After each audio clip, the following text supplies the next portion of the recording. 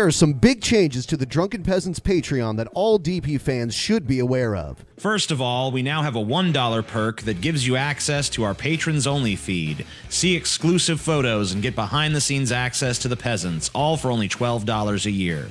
The $5 perk, as always, gives you access to our monthly private show. It's a whole other episode of DP just for you. The $10 perk is DP commentary on a film, TV series, or video game every month. Past examples of commentaries include Troll 2, Masters of the Universe, and the unreleased Fantastic Four movie from the 90s. The DP Discord Smoke Sesh has gone down from $50 to $25.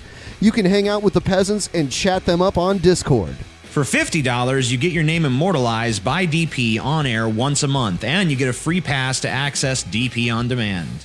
For $75, DP will shill your product, service, or YouTube channel on the show live.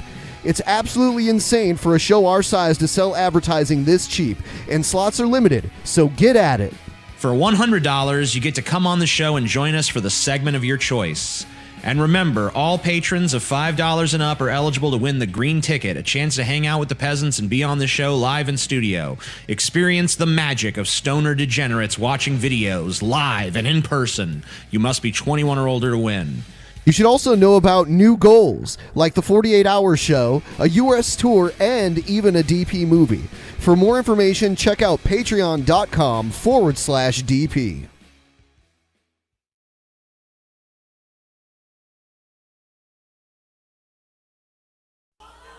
You know something?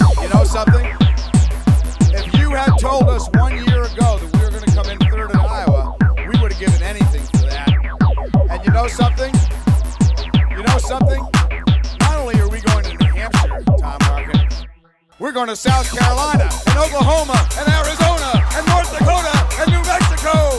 We're going to California, and Texas, and New York. We're going to South Dakota, and Oregon, and Washington, and then we're going to Washington, D.C. to take back the White House.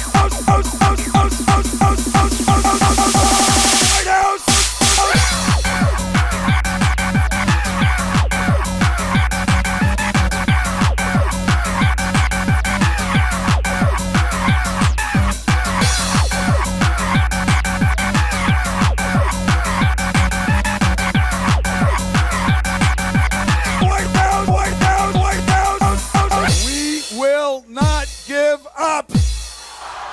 We will not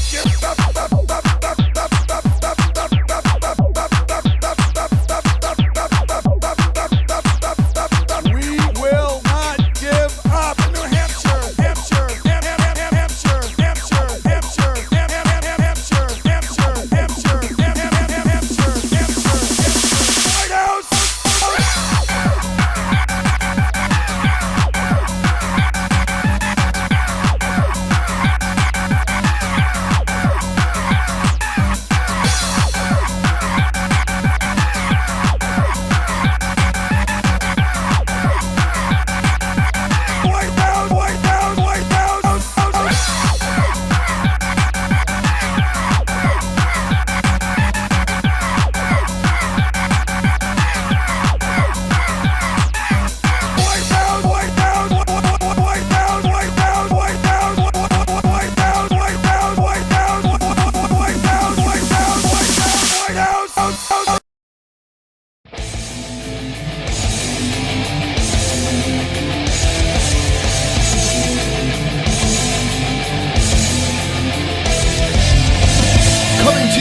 From the frigid armpit of America, this is the Drunken Peasants Podcast with Ben and TJ, bringing you opinions of the news from an altered perspective. Fuck it! Hey man, you got a joint?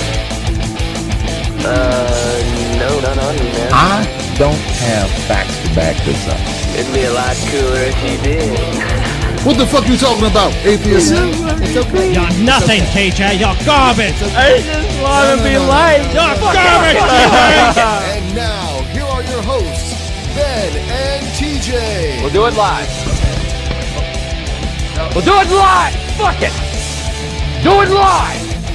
Fucking thing sucks. Hello, welcome to the Drunken Peasants Podcast, episode 405. Yes. Smoke weed every day. And I've got You and Nola are the frigid armpit of America. We're not really frigid here. no, not at all. How's Bellevue's weather right now? We've got a little bit of snow. Yeah, it was chilly Chilly. this week. Just a little bit. It melted by the time the sun came up. So in the early AM, we had some snow on the ground, but then it melted. So it was nice snow, is what you're saying. Yeah. It was quick snow. Snow that isn't annoying. Like in Ohio, we had snow that I felt like I risked my life every time I drove in it. Dude, we had to miss shows because of snow. We get like fucking. Yes. That's about to get a fucking foot of snow. We're like, fuck this shit, dude. The polar And the state- vortex. And the state that fucking decided not to legalize weed in favor of a better ballot initiative.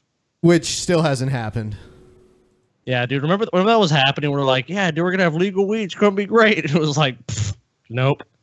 Oh, but next year they're gonna have it. And Ohio still doesn't have it. They have some shitty medical law that isn't even terrible. that great.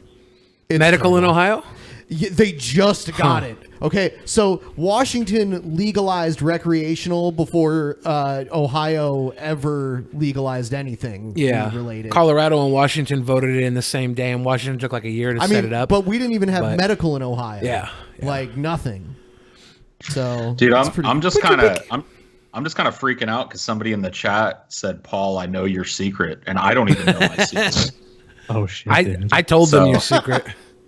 See, I don't even know what secret. Like, what are we talking about here? The secret You know what is I mean? Many secrets, Paul. it's to keep from you. We're keeping it from you, Paul. You're All right, keeping so- my own secret from me? Yeah. How's that work? What? It's like some vindictive, manipulative keep away. Got it. I like it. So we have two patron shilling spots to do.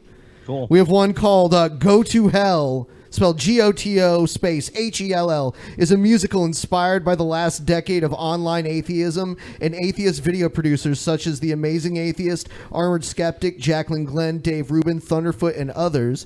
The main character, Daniel, is one of those online skeptics who is literally transported into hell by his computer. Go to Hell is a dark comedy parodying religious people, feminists, and even atheists themselves. And then there's a link in the description.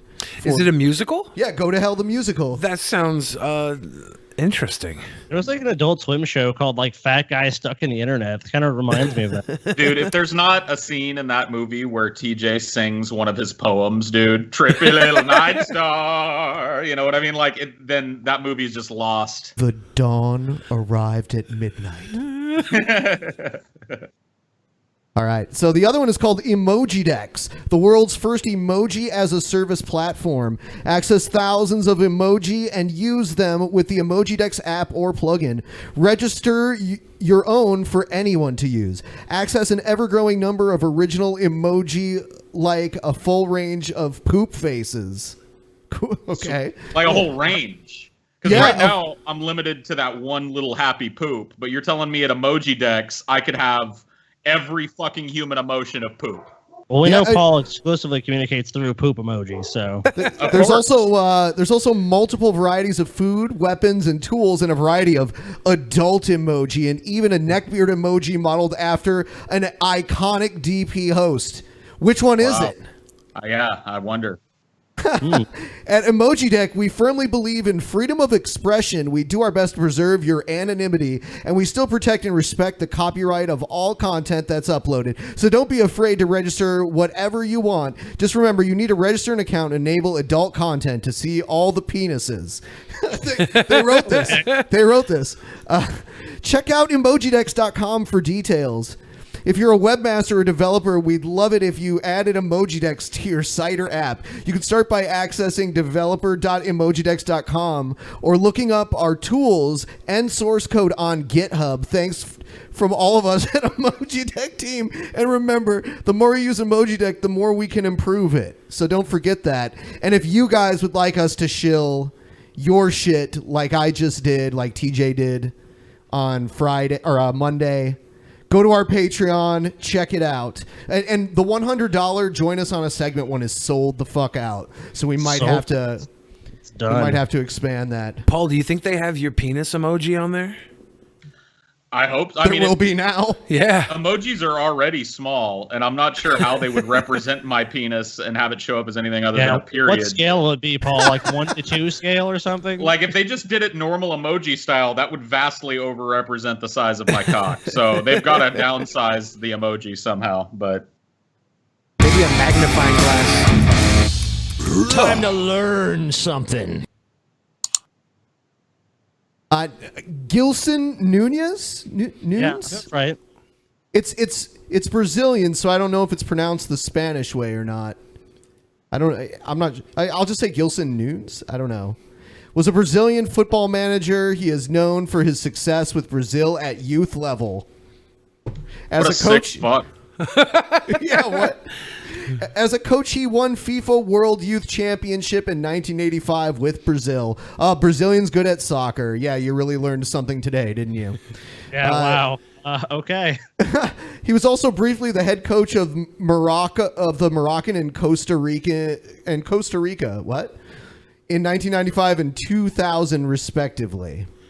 And here's some sources, and here's his career, and all of that. You can check that out. It's I'm probably saying his first name wrong too. It's probably because it has Gilson. I don't know. The I has like an accent mark. November is Wikipedia Asian Month, so I didn't even know this is Asian Month for Wikipedia. Cool. I didn't know that, but I guess Asian Month, Wikipedia Asian Month is more interesting than this Gilson Nunes. it is really shit. Well, I guess we learned something technically. Yeah, we did. Brazilians. Time to learn good something. at soccer. I love saying soccer because people get offended by that. Have you ever noticed that? Yo, soccer? When you call it soccer, but it's soccer. Everyone else in the world that doesn't call it soccer is like, it's not soccer. You ruffian. Oh, it's time for Billy's favorite segment. Safely! Let's go find this hater, put a bullet in his fucking head. How do you like me now? I'm the only critic with the good kind. Oh, the furry rap. There's a final with that. That look exactly like just his face. All right, first up.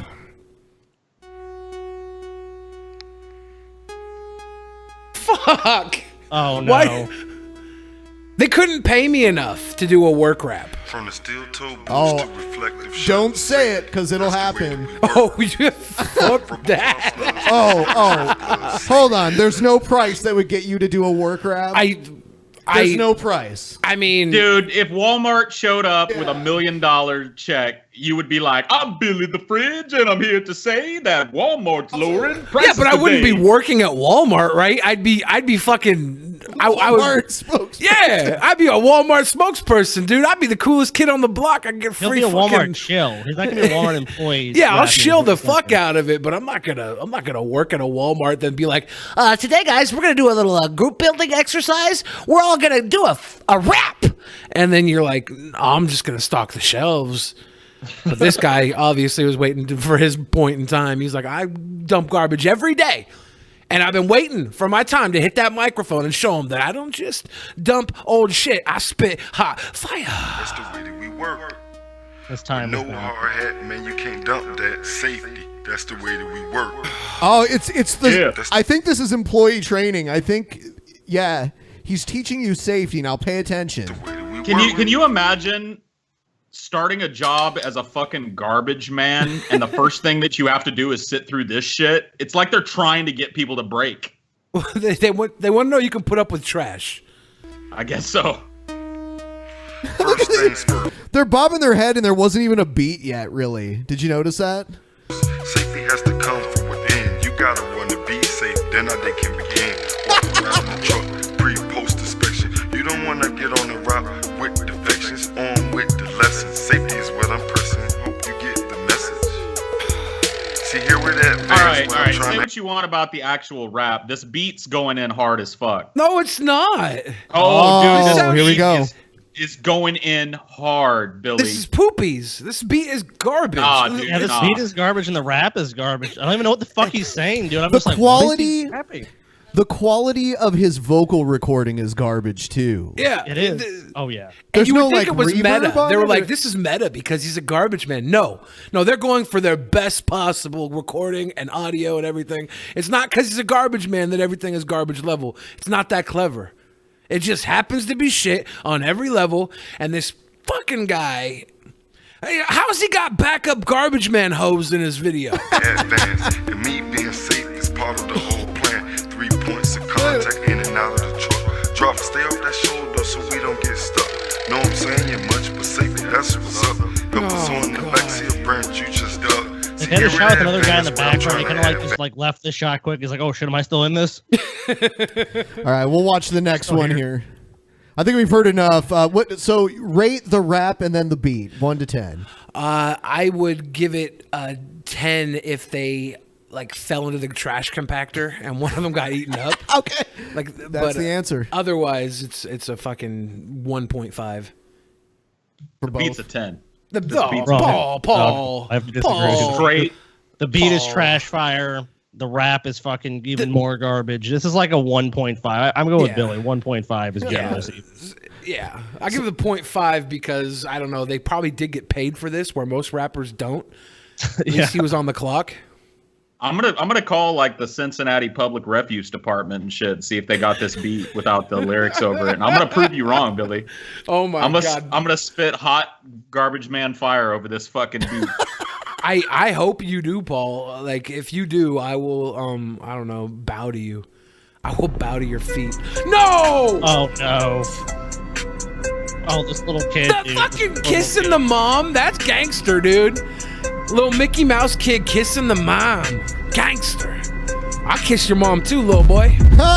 Little kids, you can't mess with me if you wanted to. Where you started from, I am the bottom. I gave birth to you. Hit the She's store. the bottom? You can't get them both. No, you gotta choose. And I'm quick. Cut them rewards off, so don't get comfortable. Look, I don't dance now. I make mommy moves.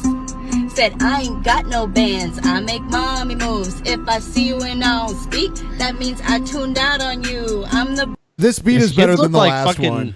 These kids look like they're just like been brainwashed. They're just like nodding along, like yes, mommy, yes. They're kind of lucky kids though because they have a white ass minivan driving mama that can actually. I'm feeling this. I don't know about you, Billy. I saw you bobbing your head. This is actually probably one of the better cringe rap garbage videos. That kid we've looks seen possessed in the background too. He's like being possessed. He's like the only thing that's cringy to me. Swagger. Yeah, the only thing that's cringy to me is that she's in her fucking minivan with her kids, which is hilarious. So, and then she kissed her little boy on the fucking mouth right before. That's a risk. That's gangster. But she's better than most, I will say, that we've seen so far. If she has a line where she's like 3 different kids, 4 different dads, I'm gonna give her a 10 out of 10. Yeah. Which I ain't got time to do. They think they gon' say no to me. Let's find out and see that it gets done. By the time that I start to count to 3, they think life just a party. I'm here paying all the fees. She gave choreography to the little girls. Did you notice that? Yeah. I be in and out they face so much. I know they tired of me. Honestly, don't give a crap about if they phone to me. First things first, yeah, I'm your friend, but always first I'm mommy. They don't like to hear these no's. I don't let that bother me. Gotta set a good example, cause I'm who they trying to be. Look, I recognize when they grade. They just might eat all their food. They just might clean up their plate. They know that mom do not. Oh, you're in love, Billy. She might just clean up their plate. They bringing home the good grades. I'm like, okay, I let them do what they want. Had me at the park all day long, jump in the whip, and is it messy? Of course, we got the junk in the trunk. I go harder than the streets. They don't make me get to 3. Go to bed and brush your teeth. I just want to catch some sleep. All right. This is that breast milk fire. So how do you feel about it? A 10 out of 10. Wow. Yeah, no, it's perfect.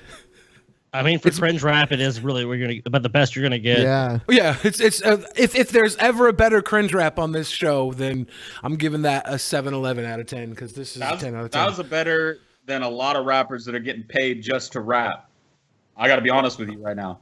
There was like one point where I cringed, and that was it. Like everything else, I was feeling it. So she's what was it? Oh, she like rhymed something, and it was a really forced like bad rhyme.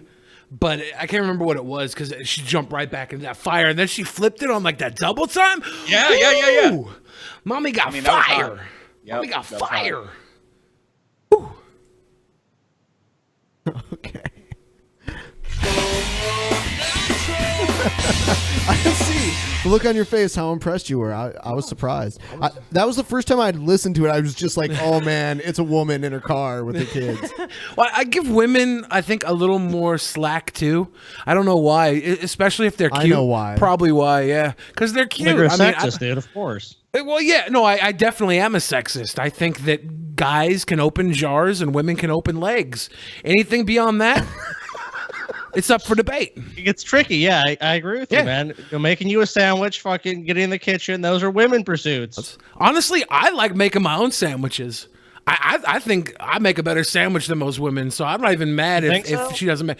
Really, what is the ultimate sandwich for you, dude? Because I mean, look, dude, I know you know food.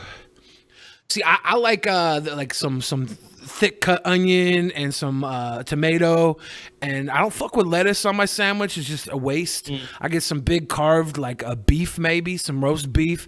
I try and make that thing like a flavorful stack of like solids, you know. Little mayo, maybe some Dijon, but it really comes down to like the good bread, really the good meat. A simple yet refreshing dish. That's why I always go with that pastrami on rye, dude, because it's just like it's piled with the thickness, and it's really just only what you need on there. Oh, that thick pastrami is good. Yep. But the thing with sandwiches is I don't think there's one perfect sandwich. I mean, you can have a sandwich every day for the rest of your life, and you don't have to have the same sandwich over again. You got options when it comes to sandwiches. Happy Valentine's Day! I thought you deserved something because it's February 14th, that day where all the couples and the non-couples and mostly the couples give each other gifts like, here's a rose!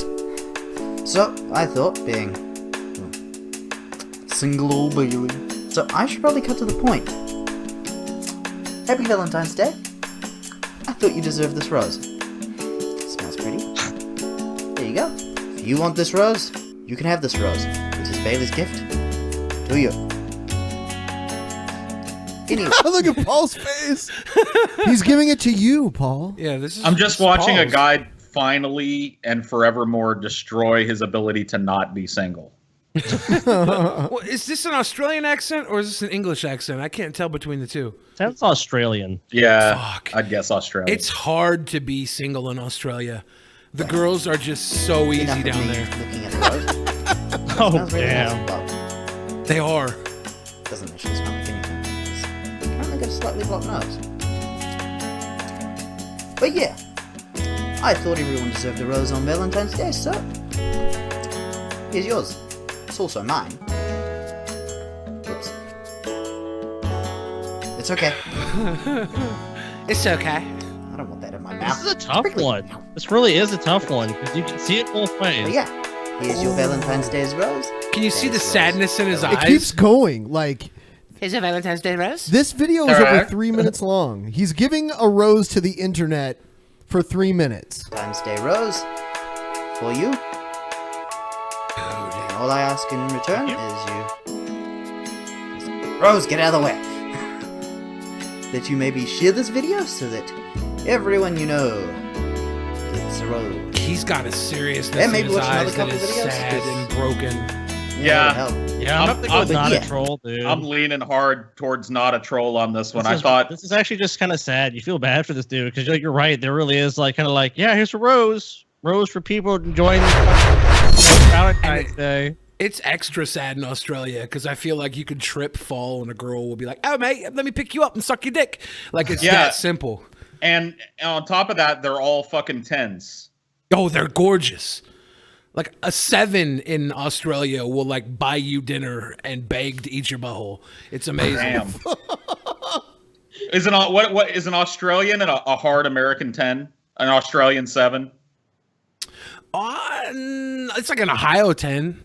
Like different areas of America have different levels of 10. Like a New York City 10 is I'm not very well godly. traveled. What's got the hottest? Where's the hottest of the hot?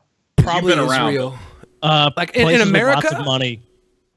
Yeah, places Manhattan, Monaco.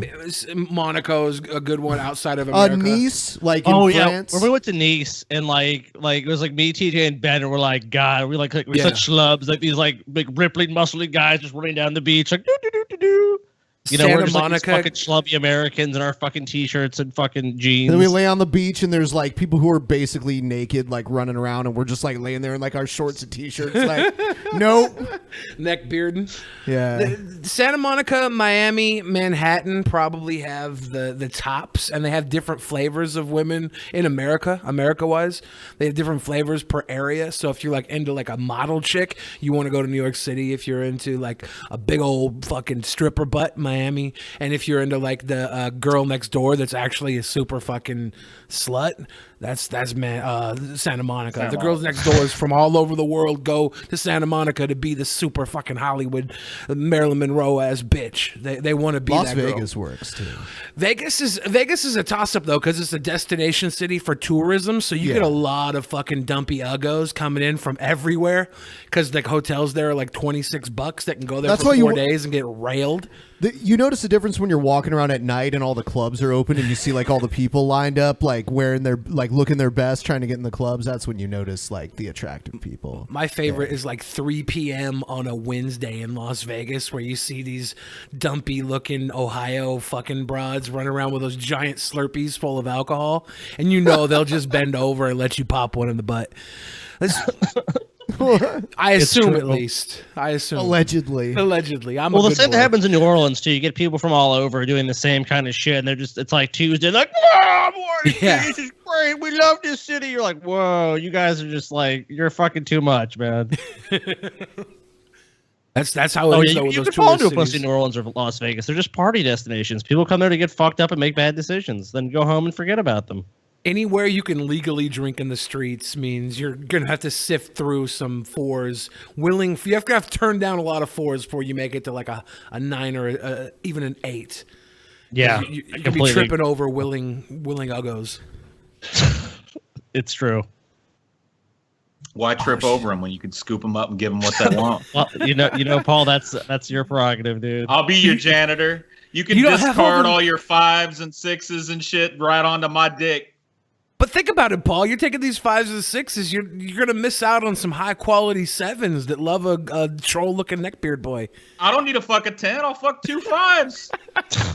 Paul's quantity, not quality. He's making change. Paul's doing that sex math. Paul's just like, let's add it all up.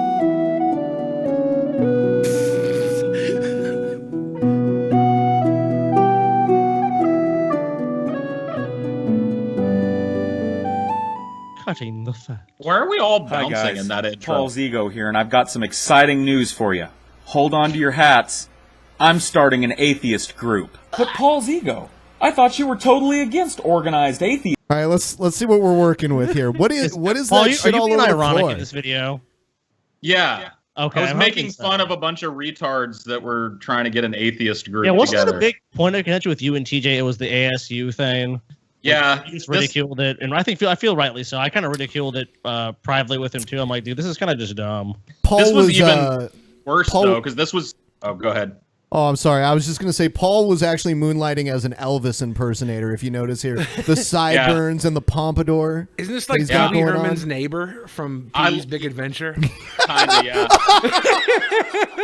I'm telling you, like, I was probably like 20, I want to guess like 24, 20, no, if this would have been 2026, and I still couldn't grow a fucking beard yet. So I really held on to that mutton chop love for a long time, because that's all I could do. Oh, I still am. This is different, though. I don't know. Man, that is not a flattering name. It's not supposed to be. Oh, no, I assumed as much. Unflattering by design, guys. Hey, guys. I totally meant to look like a total retard in this video. This is the new white guilt shirt. Like, it's really weird because Paul's nose doesn't look as bulbous in this fucking shot. It's really weird. It kind of like like, I know it's cutting the fat, but it misrepresents Paul's nose. It really does. Everyone in every city needs to print this out and hang it up on the post office. It'll become the new Obey. Like, people can like stencil it everywhere. This is like Paul's everyman shit. This is like the Running Man Paul. It's like Obey. I really do kind of wonder what the fuck happened to my nose, because it does look way different. It does. Look at the side I really profile. Can we noticed get that. a It's like, your nose profile? looks fucking. What's Yeah, that? turn sideways, Paul. Yeah, let's see sideways. No, other way. Other way. Yeah, all right, perfect. I don't know. Your nose got more miserly over the years. It's not too got like different. hook. It got more hooked. Yeah. I don't know. What are you going to call it? I am so glad you asked. The group's going to be called Concerned Atheists Uniting for a Common Cause. Cock! Okay. I was really hoping that this was where this was heading because I was like, damn. Did Paul buy it? Because I didn't really watch most of your videos. I was vaguely aware of you at the time that you were making this stuff, but I was like, damn, Paul fell prey to that shit at that time too. Because I remember TJ bought into that shit. He's like, I'm gonna make this atheist movement. I'm just like, dude, you're not. It's not gonna happen, man. I'm just sorry. Atheists are not gonna fucking fall into line behind you. I should be their leader, and they will follow me. We know. At first it can be a little bit difficult to accept the cock, but it gets easier with time. Trust us. I don't know, Paul. This still sounds like organized atheism to me. Believe it or not, we hear that all the time. But we ask you to consider this argument. Nuh-uh. Sweet. That was legitimately funny. Like, No. But that was the argument at the why? time. It was like, it's not. It's different. It's like you're like, okay, so you all have like an organized hierarchy, yeah, and you all have to have like the same standardized dogma and belief, yeah. Okay, well, it sounds a lot like organized religion. No, it's not. Nuh-uh. And I consider the cock organized atheism. Because why? Because we said so, bitch. That's the most ridiculous fucking thing I've ever heard. You people are obviously organizing atheism. At this point, we're gonna have to respectfully ask you to stop your criticism. Absolutely not! You disingenuous motherfucker! Up, Paul. Yeah? If all you're gonna do is be a weird negative watching Nancy, then we don't really need to hear what you have to say, now do we? Paul, we respect your opinion. All we ask in return is that you respect the cock. You have got to be kidding me. Actually, Paul, no, I'm not. Ultimately, when you boil it all down, it comes down to your choice now, doesn't it? You can choose to grab a hold of the cock firmly and wield it like a club, or maybe just share it with a friend. Or you can completely neglect the cock and leave it swinging in the breeze for anyone else to manipulate as they see fit. But whatever you choose, know this. The cock stands firm for you, my friend, for all of us. Ready at a moment's notice to spurt forth hot counterpoints to anyone who would malign atheism. The cock is there for you, Paul. It's knocking at the door. The question is, are you going to let it inside? Is there another It profile? wasn't all that bad, you know. I See, mean, like, I was even kind of like incidentally homosexual back then too, because this is the whole structure of this video is just so I can say cock a bunch of times. Yeah. But you're playing a character, right? So the character is gay here. Yeah, it's the respect character. the cock, Paul. Actual Sure. Paul. Yeah, it was definitely a character. Actual Paul's at his profile, just ready to take the cock. All right. Oh, you know what? Hold on. Oh shit, dude. A double feature. Or ale and mead to be served. Cutting the fat. You know why? It's obviously I love you. Obviously, we fought over fucking seeing your house last night, and the whole fucking time it was you fucking shit about these guys, and now they're here, and it's fucking we're sitting here doing fiddle fuck all. We ain't got shit to do. We're fucked in Columbus for another fucking day. I'm fucking over. I'm over everything right now. It's not you. It's everything. I'm sitting here. The fuck. Where's Al? Full of bullshit here, and I'm tired of being in the fucking middle of it. We're in an RV with the dog, and it was There is 24 nothing. fucking degrees There is in this nothing. RV. There is nothing in this RV like that. Degrees. It was There is hair 24 everywhere There's there. hair everywhere. There's Here's the no- dog See Billy fucking anchor raising. in the airport. Because like, I feel like Billy could whip up a nice frenzied crowd of like, Man, my fucking feet hurt. I'm fucking tired. This is fucking bullshit. Where the fuck is my plane leaving? Yep. Yeah, no. So what's the story here? Because someone sent this to me for cutting the fat. We were on a RV trip across America, and this is probably day 45 maybe. Oh, and Jesus. we were in Columbus, Ohio, and this girl had let us it sucked. This girl was gonna let us in her house, and we were in there for like a day, but then like I think there was a lot of Adderall going around, and it got really fucking weird, so she kicked us out. And I was just grumpy, and I wanted to get back in her house, so I kind of threw a fit. I would say this was more kayfabe, but I was probably grumpy. I was pissed. Tonight, You did that to your. and I was no bullshit, motherfucker. Yeah, I was pissed. I stayed there and tried to. Every time she calmed down, you little faggots will watch it on cam, and you call, you roll her right back up. We called him. And Yeah, on like yeah, fucking Billy. clockwork. I didn't know you got down with that faggot word, Billy. I used to use it a lot when I was gay. You would. I was putting up with all types of shit trying to calm her down because you fucks were like guilt tripping, saying you're leaving. She leaves to go find you, spends a fucking hour and a half crazy stealing spinach. I was in her house. They weren't allowed in yet, and then they packed up the RV and left without me, and left me there as a power play to get into her house because I was in with her and they weren't. So they're like, we're going to leave and guilt her into letting us in. And then she kicked us all out. And I was like, you motherfuckers. And who was it? It was some people I was on a road trip with, this guy named Deez, and then this other guy, I think his name is Joe. Who's this person listening to you? Oh, this girl here? Yeah. Her name is Bish. Is she the one that kicked you out of the house? Yeah. Oh, that's funny. Yeah, She's nice and fucking warm, just fucking on y'all. Yeah, I was in there nice and warm with her, and these guys packed up the RV and left fucking town, and then she freaked out, so she made them come back, and I got kicked out. Was it like was fucking pissed. 40 degrees inside the RV too? I mean, like, was it cold in there Yeah, or what? because there was a billionaire funding our RV trip, and we had ran out of money, and he was gonna give us more money, but then he like disappeared to like South Korea, and so we didn't see him for 10 days. And then, so we were stuck in Ohio with like basically no money. We must have eaten at Waffle House 10 times when we were in Columbus. And I'd never eaten at a Waffle House before that or since that.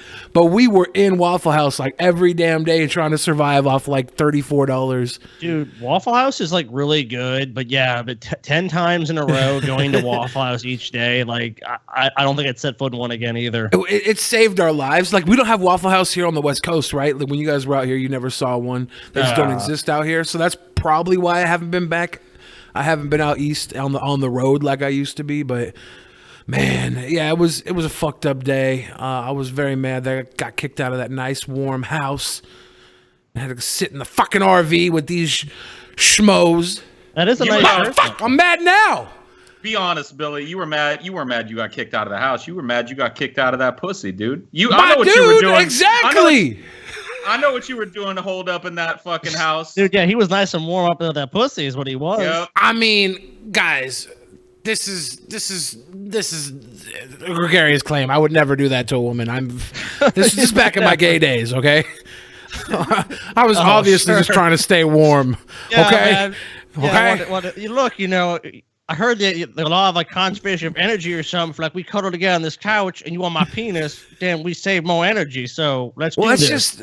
That's just energy conservation. There's nothing wrong with that. Yeah, dude, Billy, you're an environmentalist, just like showering. Like, hey, we can use more water or less water. What do you want to do? He's an environmentalist. Yeah. Billy, I've already analyzed this clip. You're mad here, but the villain is you, man. Because all you had to do was share a little piece of that pussy with your friends and not be a fucking pussy goblin hoarding all the fucking Dude, pussy. Do I look like the type of guy that? Gang. Yeah. Do I look like the type of guy that shares his pie? No. All right. So when you burn it down, Anderson, what do you Time to see what's going on in the world today. Trump. Not really, though. I wonder if Donald Trump did anything today. Talk about Saudi Arabia all the time. and you better well learn to love it. Oh, by the way, guys, one thing you should know is that we will be doing a new special episode. We haven't done one since the Brett Keane one, the most recent one. So another one of those will be coming out soon. And here we go. It's DP versus, dude. We're going to be taking on a number of our antagonists. Oh, wow. shit. It's like a variety show of DP antagonists. Wow. DP versus the world. And maybe some that we don't normally cover on the show itself. Ooh. So stay tuned. Shit. Have you heard that Charlie Sheen raped Corey Feldman? Or that's Really?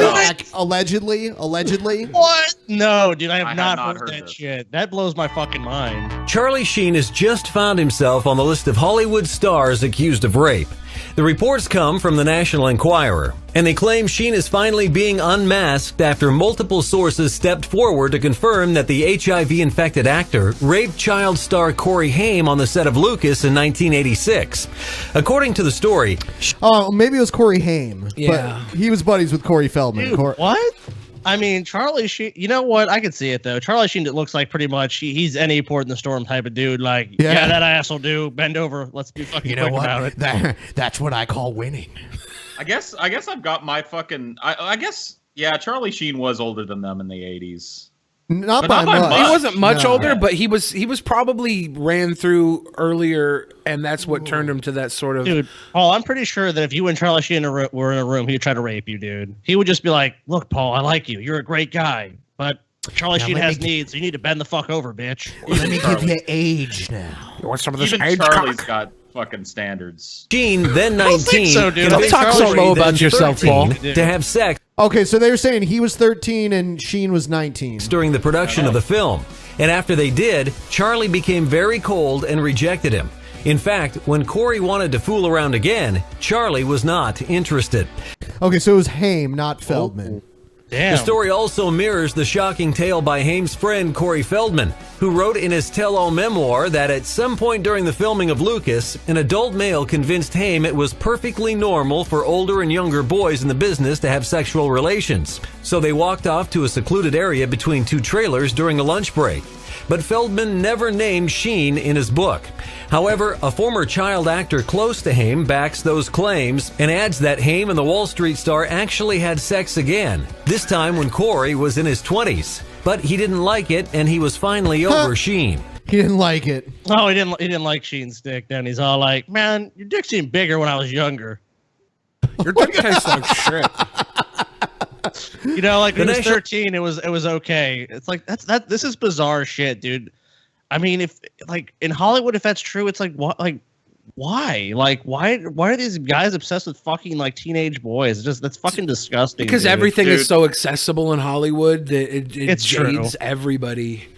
And you can do whatever you want there, so you just want to do more and more. That and gives more. new meaning to the show. Well, it's true. Two The and a Half studios, Men. especially in times past, the studios had huge sway in Hollywood and LA. I mean, maybe not as much now because everything's gone so much more international. But you're talking, yeah, that's true. I mean, a lot of these guys are like Sumner Redstone and shit.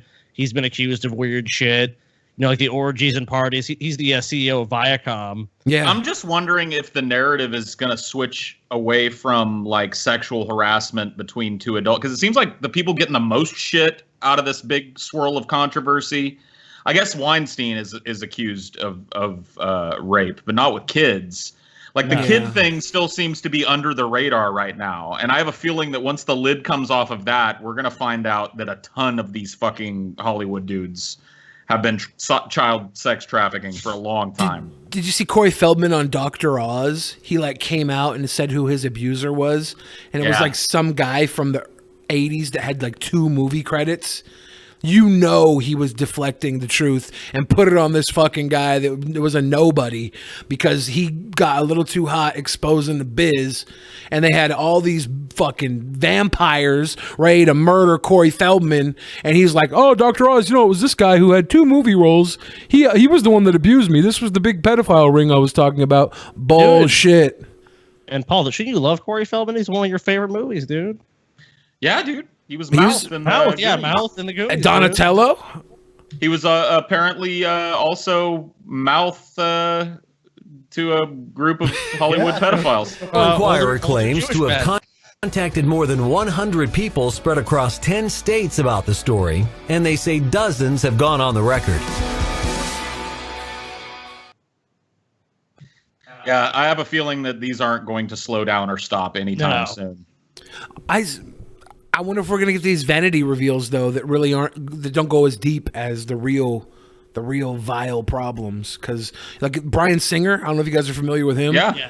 But like the fact that he hasn't been outed yet, and he straight up has there's a scene in X-Men where it's this little boy playing on the beach, and this old man comes out of the water. The senator comes out of the water naked, and the little boy is staring like at the senator's junk. Kelly. Yeah, Senator Kelly. He's staring at his junk, and then as Senator Kelly walks, two of Bryan Singer's friends are on the beach in this scene, and they're both like, one's a straight up convicted pedophile that still works in Hollywood. He worked for Nickelodeon and shit, and the other one is a guy that's like been accused, if not convicted, of some shit too, and they're two known pederasts. And then Stan Lee's sitting there like, I just want a fucking hot dog, and he, I just want to have a cameo, you know. That's all I want, dude. I'm here for the cameo, and I'm in Caligula.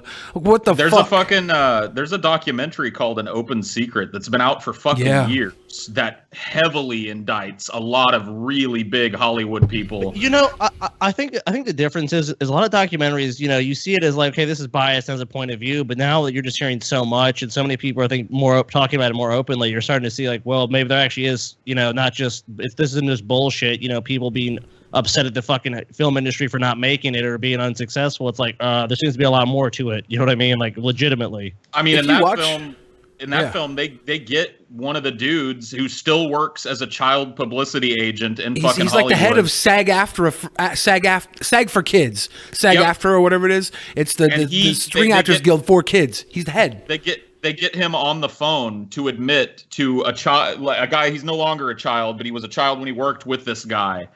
That they had fucked around, that he had tried to fucking rape him several times and shit. Just disgusting. And I mean, you wanted it. You wanted it. Yeah, that's what he says to him. You like, liked it. You had a good time. Liked it. I don't know. I don't want to. That's fucking just beyond me, dude. I'm just telling you, dude. There is a giant story waiting to break, and this sexual harassment shit, where every little fucking thing is now under the microscope, might be what finally pulls the lid off this shit. I hope the snakes in the fucking grass are exposed, dude. Because if they're fucking raping kids, fuck them. They have no business doing that. They have no business being protected to fucking be rapists. Fuck them. I don't think they'll be protected. I don't think they'll be exposed. I think that we're getting these little smaller people being thrown to the fire so it can cover up the real demons out there. They're all fucking levels of fucked up, right? I'm not excusing any of this, but there is some really dark shit that incriminates a lot of people.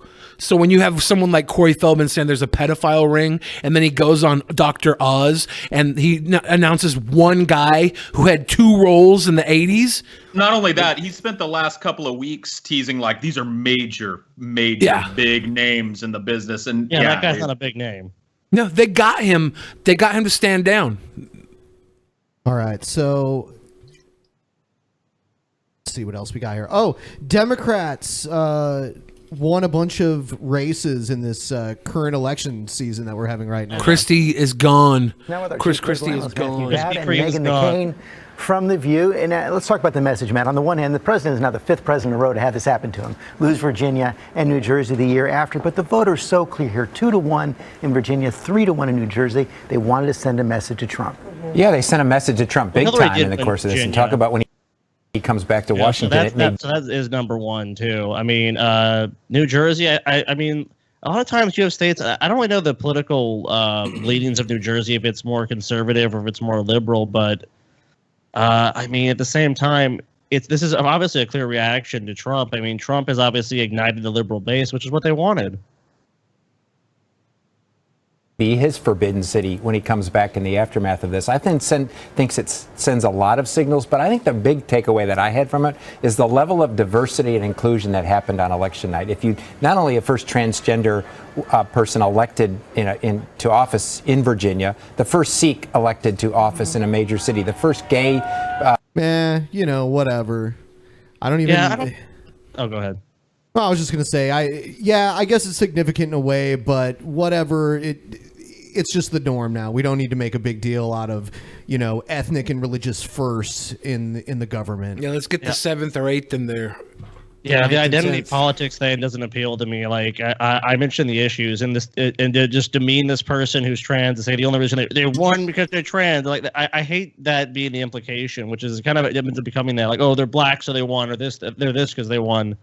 If someone wins on a platform, they should win based on their ideas, not the way they look or sound or whatever. Did Kane win? Of Seattle, the first African American woman elected mayor of Charlotte, the first woman mayor of Manchester. I mean, it was a night of total diversity, and I think that not only a rejection of Trump, it was basically a rejection of what he stood for. It wasn't the first woman mayor in Seattle. It was the first woman mayor since the 1920s. So, well, at least we don't have what's his name as the mayor anymore.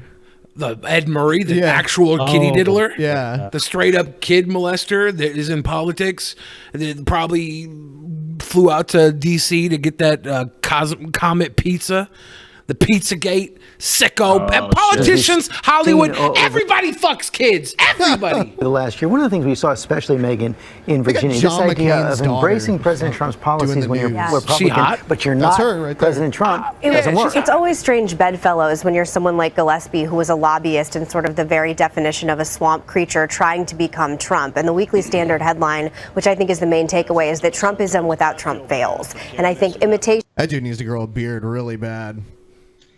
Yeah, I mean, the thing you have about Trump is that Trump has the ability to really just never admit he's wrong and just totally deflect everything, and it just works because he's a good demagogue. And I think other people try and imitate that.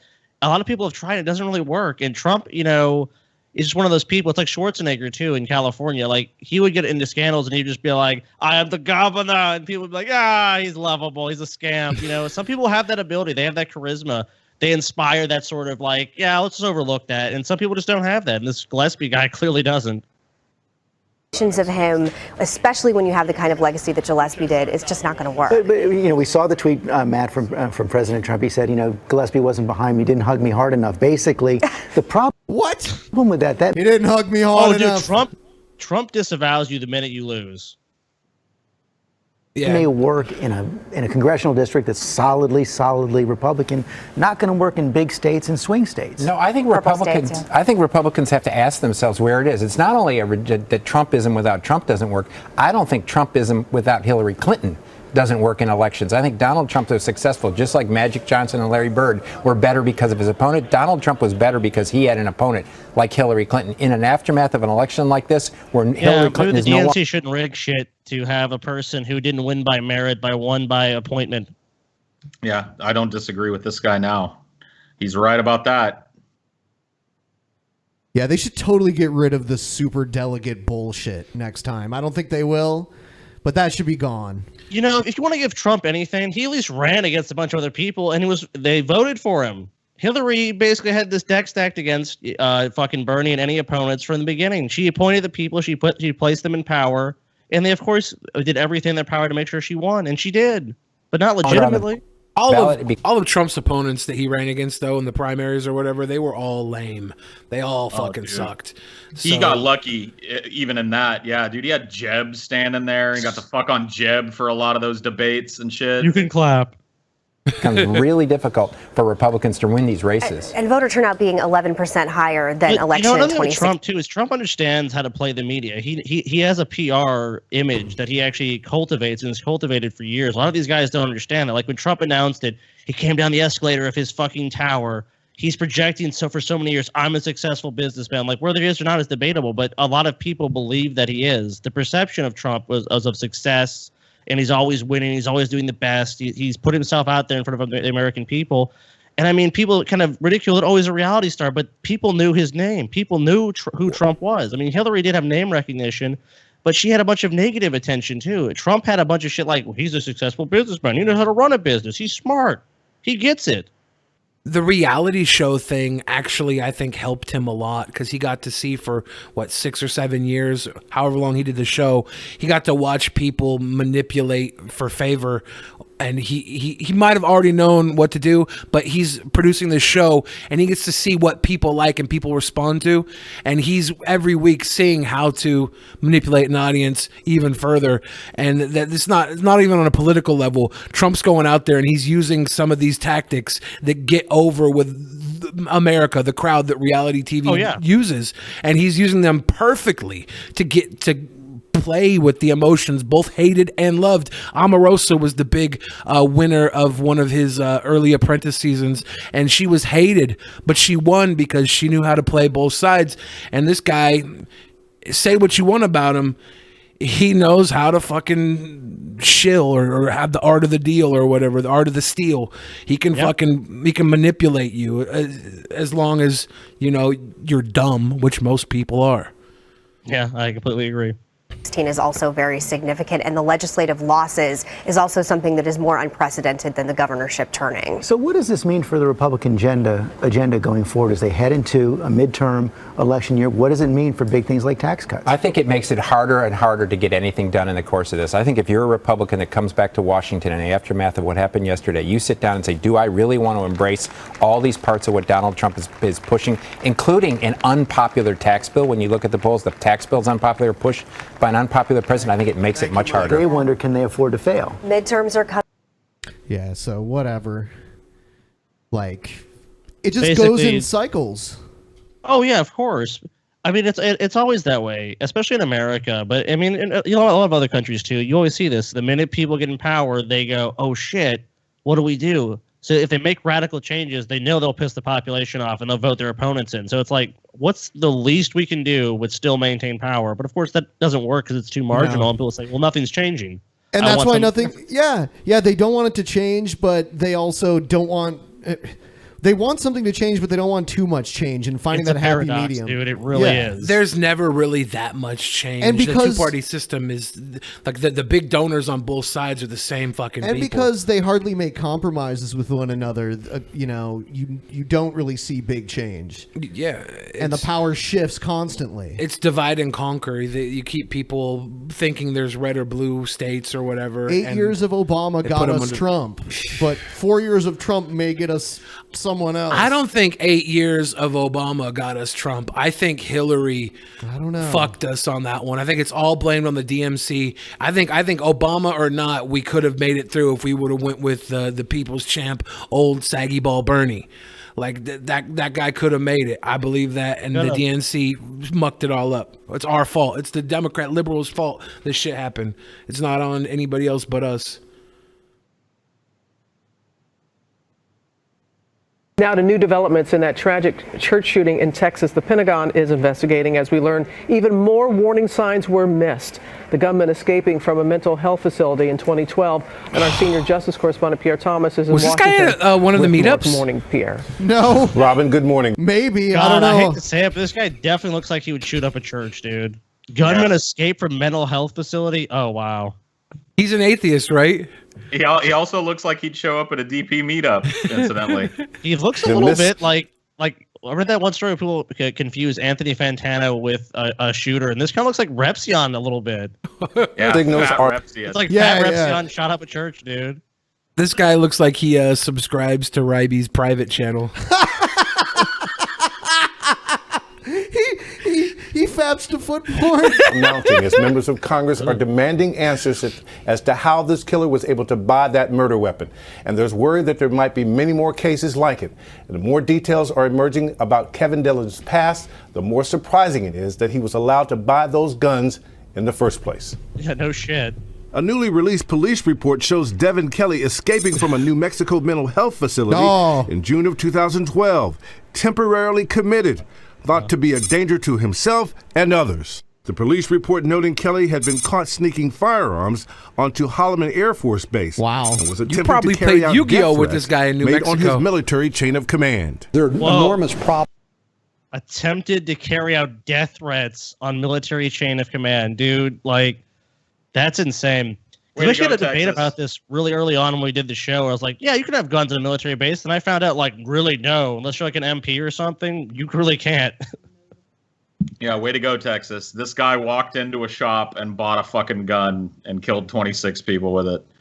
We don't need no restrictions, though. No background checks. No tightening up of who gets to fucking buy these things. Why does a No, lobbyist no. group get to write and dictate our gun policies in our country? Shouldn't common sense and, like I said, like a scientific approach do that? Shouldn't we actually study what causes gun violence, not just go, well, we don't want to deprive people of their Second Amendment right. It's like, well, we don't necessarily have to do that, but we should have sensible fucking regulations so people who are mentally unstable, like this guy, can't legally buy firearms. Sorry, he has no business owning a gun. Problems with the background check system. The airman's struggle with mental health came as he was facing a court-martial for threatening his wife with a loaded gun. And Okay. Wow. This guy has all kinds of guns.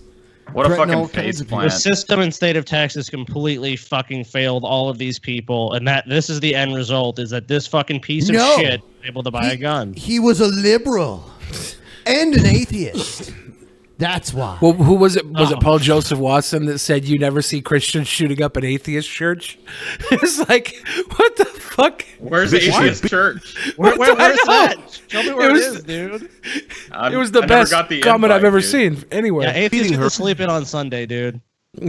and his infant stepson. He served a year in prison after being convicted of domestic abuse. When you only have one instance since 2007 of a domestic violence conviction being reported by the military, there's a problem. That conviction should have barred him from being able to purchase guns. But the Air Force never forwarded the information to the FBI, which does gun background checks.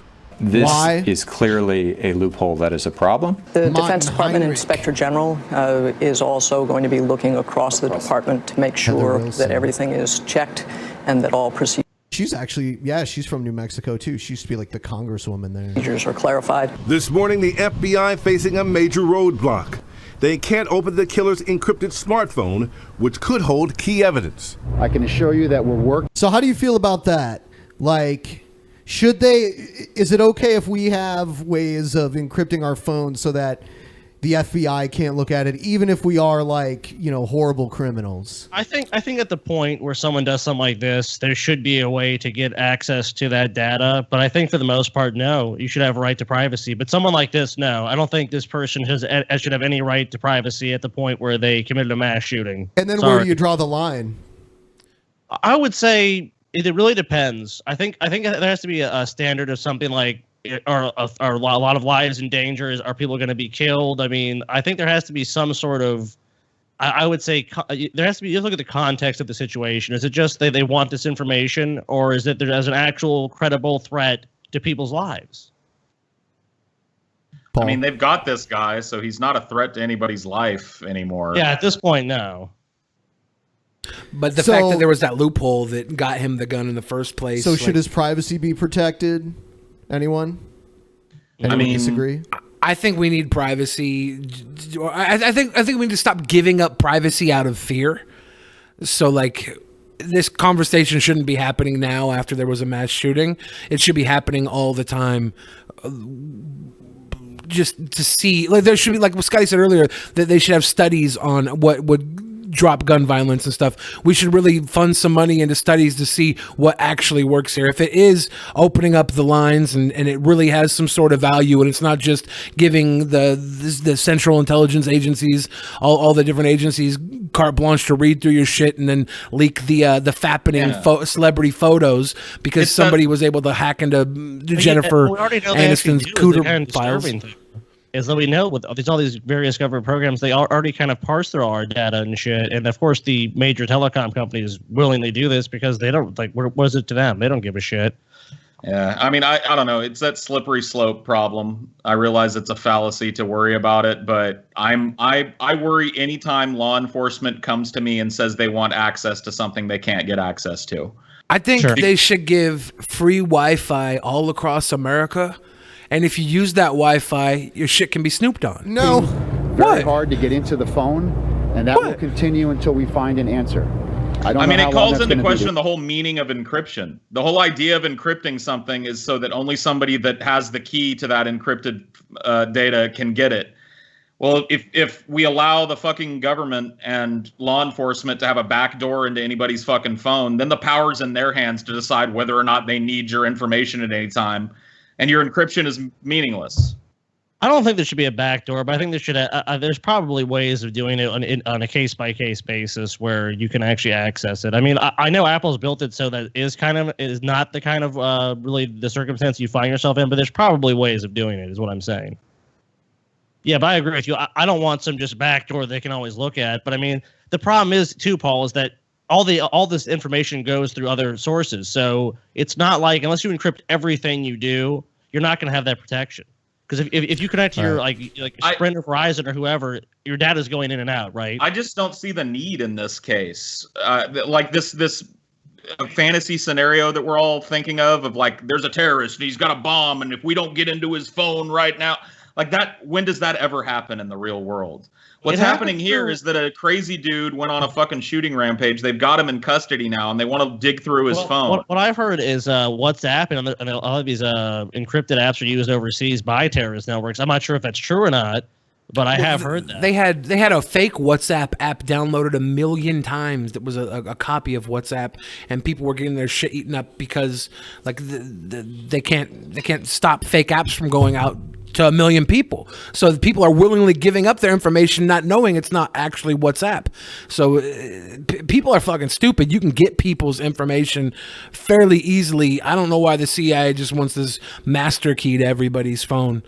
Be quite honest with you. But the investigation won't be enough to heal the hearts of the relatives of the 26 killed here in Sutherland Springs, Texas. Charlie O telling our Matt Gutman. When you're always reactive, you're always going to be fucking dealing and trying to bomb the wounds of tragedy. Until you become proactive, it's not possible. And that's why people want difference. They want to change gun laws in America. They want to look at the mental health system. There's a lot of things we want to look at. Because if we're always reactive, then we're always going to go, oh, shit, something bad happened. Oh, shit, something bad happened. It's like if you see something about to tip over, and you never do anything, it just spills on the floor or on the ground, you have to go, oh, maybe I should have grabbed it before I was going to do that. So until we actually start proactively dealing with problems, we're just going to have to do it. We're just going to have to keep dealing with this. Going, oh, shit, oh, my God, these people were killed. How sad. It's a tragedy. Let's pray for them. Trump wants North Korea not to underestimate us. On this first anniversary of President Trump's stunning election victory, it's the Democrats who are celebrating now. Big victories last night in the Virginia and New Jersey races for governor, with exit polls showing voters wanted to send a message to President Trump. This as Republicans are under pressure to pass their tax bill quickly amid questions about its cost, whether it really benefits the middle class most. The president called into a meeting, "Do not try us." Our senior White House correspondent Cecilia Vega is in Beijing with the president. Good morning, Cecilia. Hey, George, good morning to you. President Trump needs China to help put the pressure on North Korea. This is a visit that requires skilled diplomacy, and it is one that it's being called his most crucial stop of this entire trip. This morning, President Trump touching down in China, the country he often uses as a political punching bag. Just stop the pageantry. This is when Trump went to China or talked or at least met with the president of China.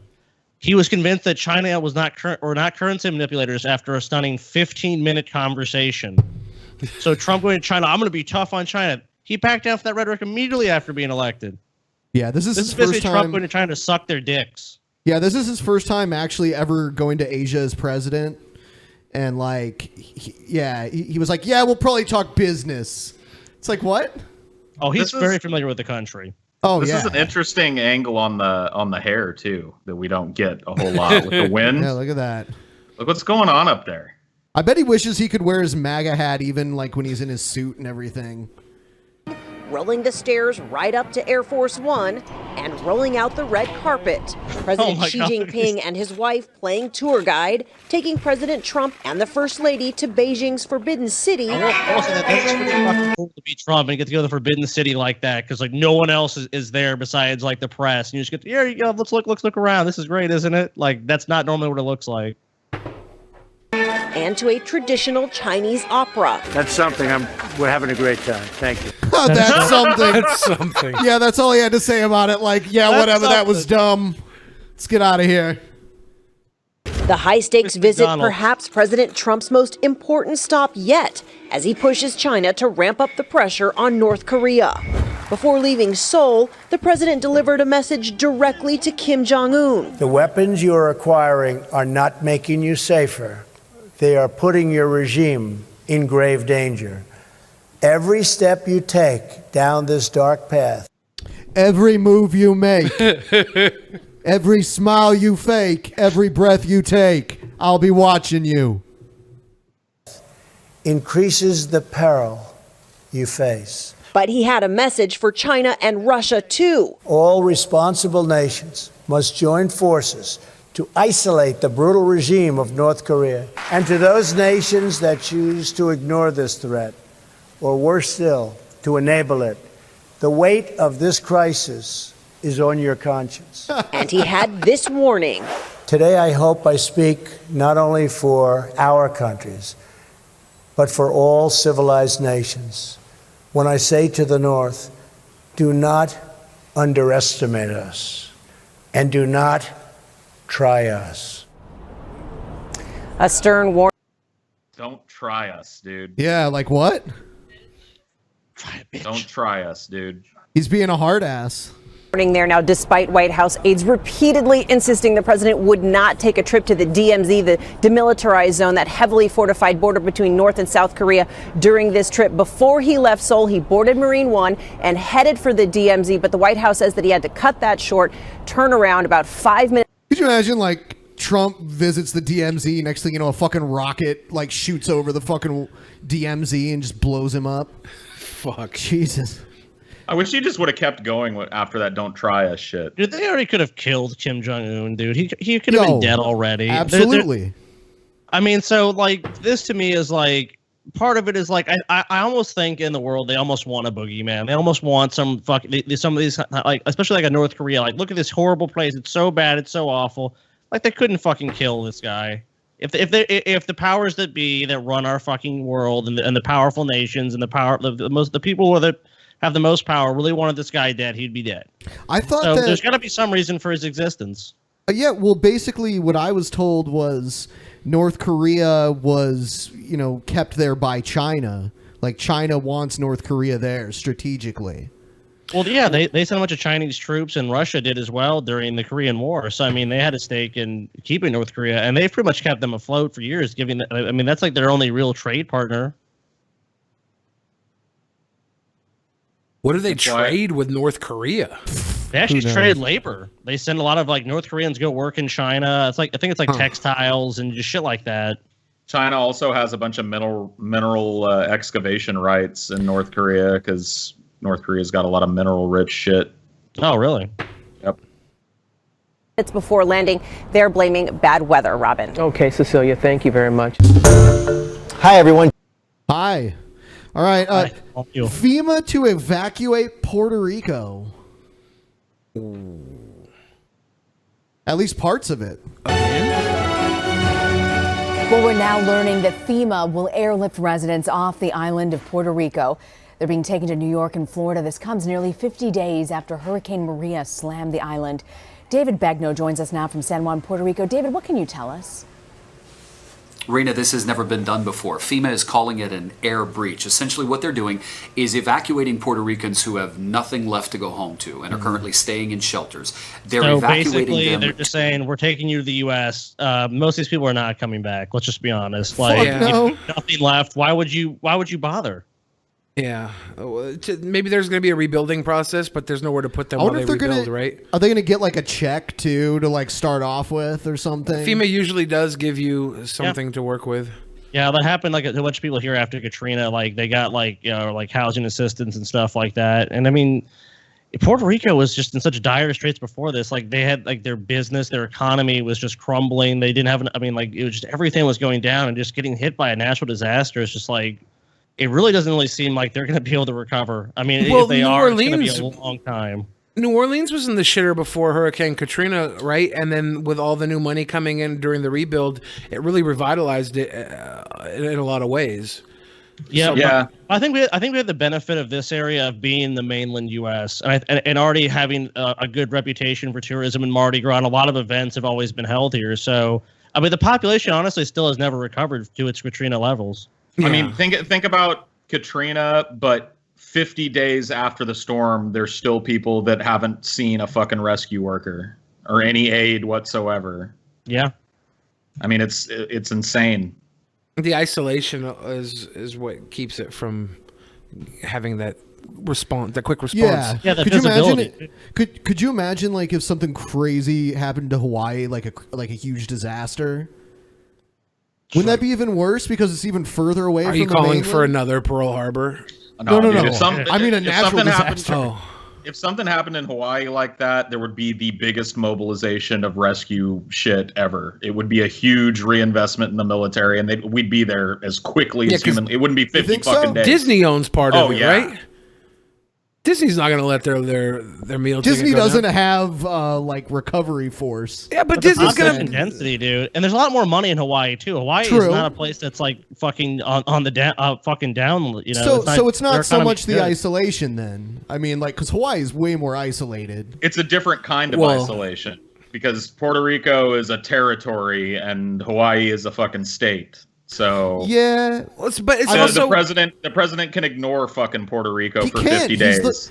I mean, he shouldn't be able to. He's the president there. Yeah. He Well, is the clearly he president can. there just as much as he's the president of Hawaii. So Well, you have efforts from people like in a New Orleans situation. Civilians will drive in from like surrounding states to come help out, even, you know, and they don't have that at all in Puerto Rico. The people would leave New Orleans after Katrina via train and never go back. They would leave via car and never go back. I think that's also the benefit too. Like people down here, like there might not be gas stations open here, but they could drive 90 minutes, 90 miles away to places that did still have all that infrastructure in place too. So it's like, oh, we don't have gas in Puerto Rico. Like, where the fuck do you get the gas from? Like, it has to be imported in. It's an island. It has to be brought in. In Louisiana and Mississippi, you could just drive somewhere else that wasn't hit as bad and get all the shit you need and come back.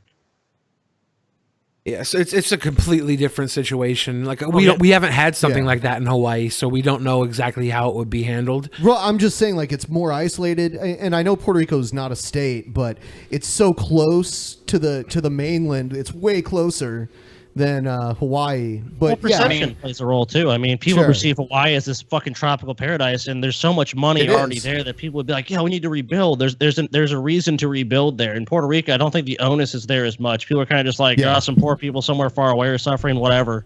There's and a we're lot not of as crime. far as we.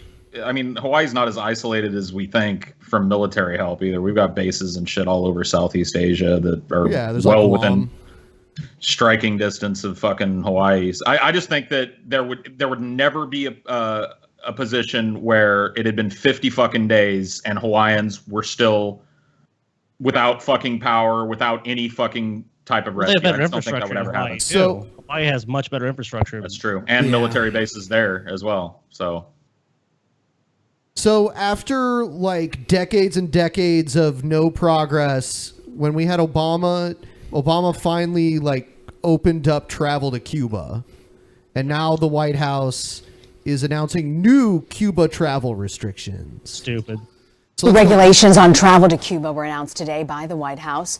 The new rules roll back several tourism changes made by President Obama in 2015. In June, President Trump announced that he would implement tougher policy on the island nation. By the way, I know people from Canada and from all over Europe that travel to Cuba, and it's no big deal all the time. The changes take effect tomorrow. Steve Dorsey has been following the story and joins us now from Washington, D.C. with the latest. So, Steve, what specifically is Can we go outlined to in these Saudi new Arabia regulations? right now? Hey, Ben, if me and you wanted to hop on a plane, we could, right? Yes. It's a despotic kingdom ruled by a king, which is a dictatorship. But that's okay. You can go there. You can go to countries like that have kings. But we can't go to Cuba because it was formerly communist or is communist. I mean, quasi-communist at this point. I mean, come on. And what are the biggest changes for Americans? Well, Rena, these new rules specifically bar Americans from doing business with many entities in Cuba run by the Cuban military, the intelligence service, the security service there. It outlines dozens of hotels, shops, bars, tour groups, and other entities that the Cuban government runs that are prohibited. Well, of course, there's going to be more things there run by the government. I mean, so basically, you can go there, you just can't do anything while you're there. Did you guys hear that news story a while back where they were saying that fucking Cuba was using like sonic emitters or some shit against our embassy there in Cuba? Like some kind of sonic device that was making people have horrible like mental problems and health. Like, that came out. Do you think that's like a false flag to try and get people to support shutting off Cuba again? I don't know. It sounded like fucking sci-fi. This is my first time hearing of it, but you know what? The technology that you're talking about isn't impossible. I mean, like, there are radio frequencies that can fuck with you. Yeah, there's like a brown note that someone can play on a piano and you shit your pants. I saw it on South Park. Brown note. From Americans to do business with. It also, and most importantly, prevents Americans from going to Cuba and traveling there independently. Americans now, as President Trump suggested in June, must use a Treasury Department authorized tour agency in Cuba to lead these so-called people-to-people travel exchanges. So, Steve, who do you think will be most impacted by these regulations? The biggest impact will be felt by U.S. airlines. Travel experts I talked with tell me that U.S. airlines have been capitalizing on the growth of independent travel to Cuba. The other sectors that will be affected are cruise lines and Airbnb. They will benefit the most from these changes because Airbnb primarily benefits citizens in Cuba. Someone in the chat said they played high-frequency sonic sounds that made people deaf. Yeah. So that, yeah. Oh. So fucking crazy, dude. So they did that. Like a bunch of which is people. really bad. It's not like they shot sonic waves or anything. I don't know. Opening up their homes to Americans, which is what the Trump administration wants to channel. Anyway, yeah. Well, it sounds like they just want to keep the money flowing through the do you understand that the Americanized economy? No, dude, Cuba is so close to the U.S. that if they opened up travel there and they allowed American companies to buy land there and open up these huge fucking resorts, it would be there'd be so much money in that. It'd be unbelievable. It's close enough. It's like close enough for people to fucking float over on a tire. Little kids have done it. Remember Elian Gonzalez? Yeah, Elian, dude. Little homie floating by on a boogie board. Basically. So there'd be ferries from Florida and the other Gulf states. They could just go to fucking Cuba if they wanted to. Cuba isn't on our like money system, right? Like we have, No. but like not just American, but like there's like a world economy, right? And they're like one of the few nations that aren't a part of the world economy. Am I? I mean, I don't know. I think other nations. Yeah, they trade with other openly. nations and stuff. It's just they don't really trade with the U.S. I mean, they trade We have with an embargo on them. like Russia and China and other countries. So I mean, it's just the U.S. I think that's primarily that doesn't.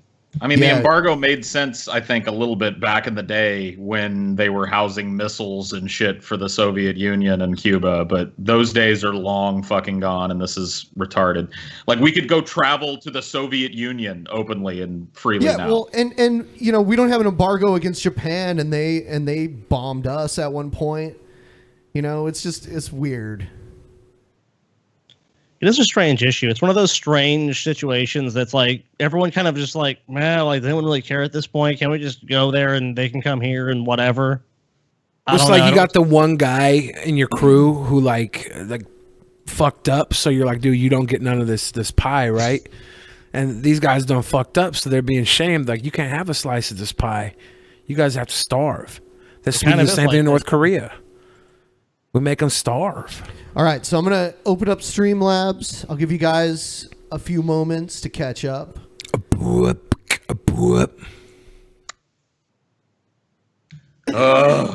man. This is my favorite segment of the show. It is? It's most people's least favorite. I just love all the comments from all the people. Let us hear from the people. Dude, I'm tired. I'm tired and fatigued from that Trump gauntlet, dude. I know, dude. This is like the break period.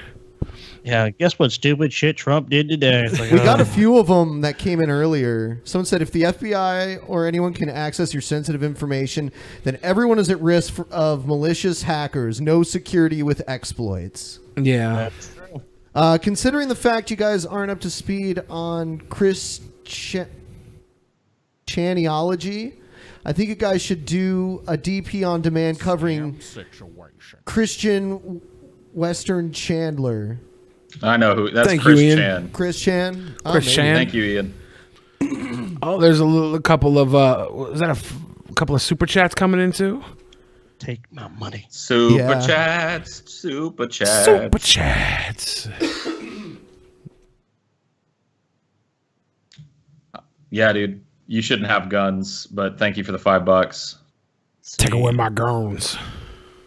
We don't want your guns, dude.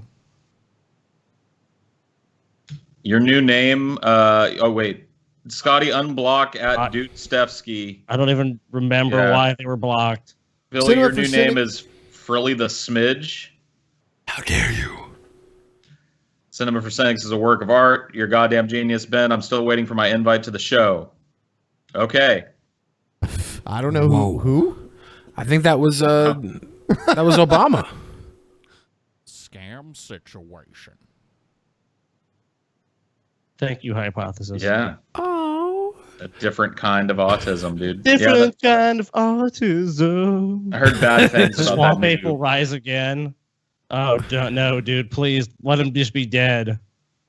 Rise of Swamp Ape just die with his What'd you fucking hear? dog penis. I heard that new Sonic game sucks dick, but I guess we're used to that by now. Scam situation. Oh man, all these unban requests. Yeah, unban. If you could find it in your heart.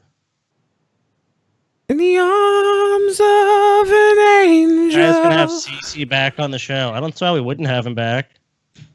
Shop shot of mine. There's no reason why he can't come back. I mean, we're not saying he can't. She here. There once was a man from Nantucket who ate peas and corns from a bucket. He scooped with a spoon, with glee he did croon, and blessed them all upon his great gullet. I like it. That last. It's not. Tucket, bucket, gullet.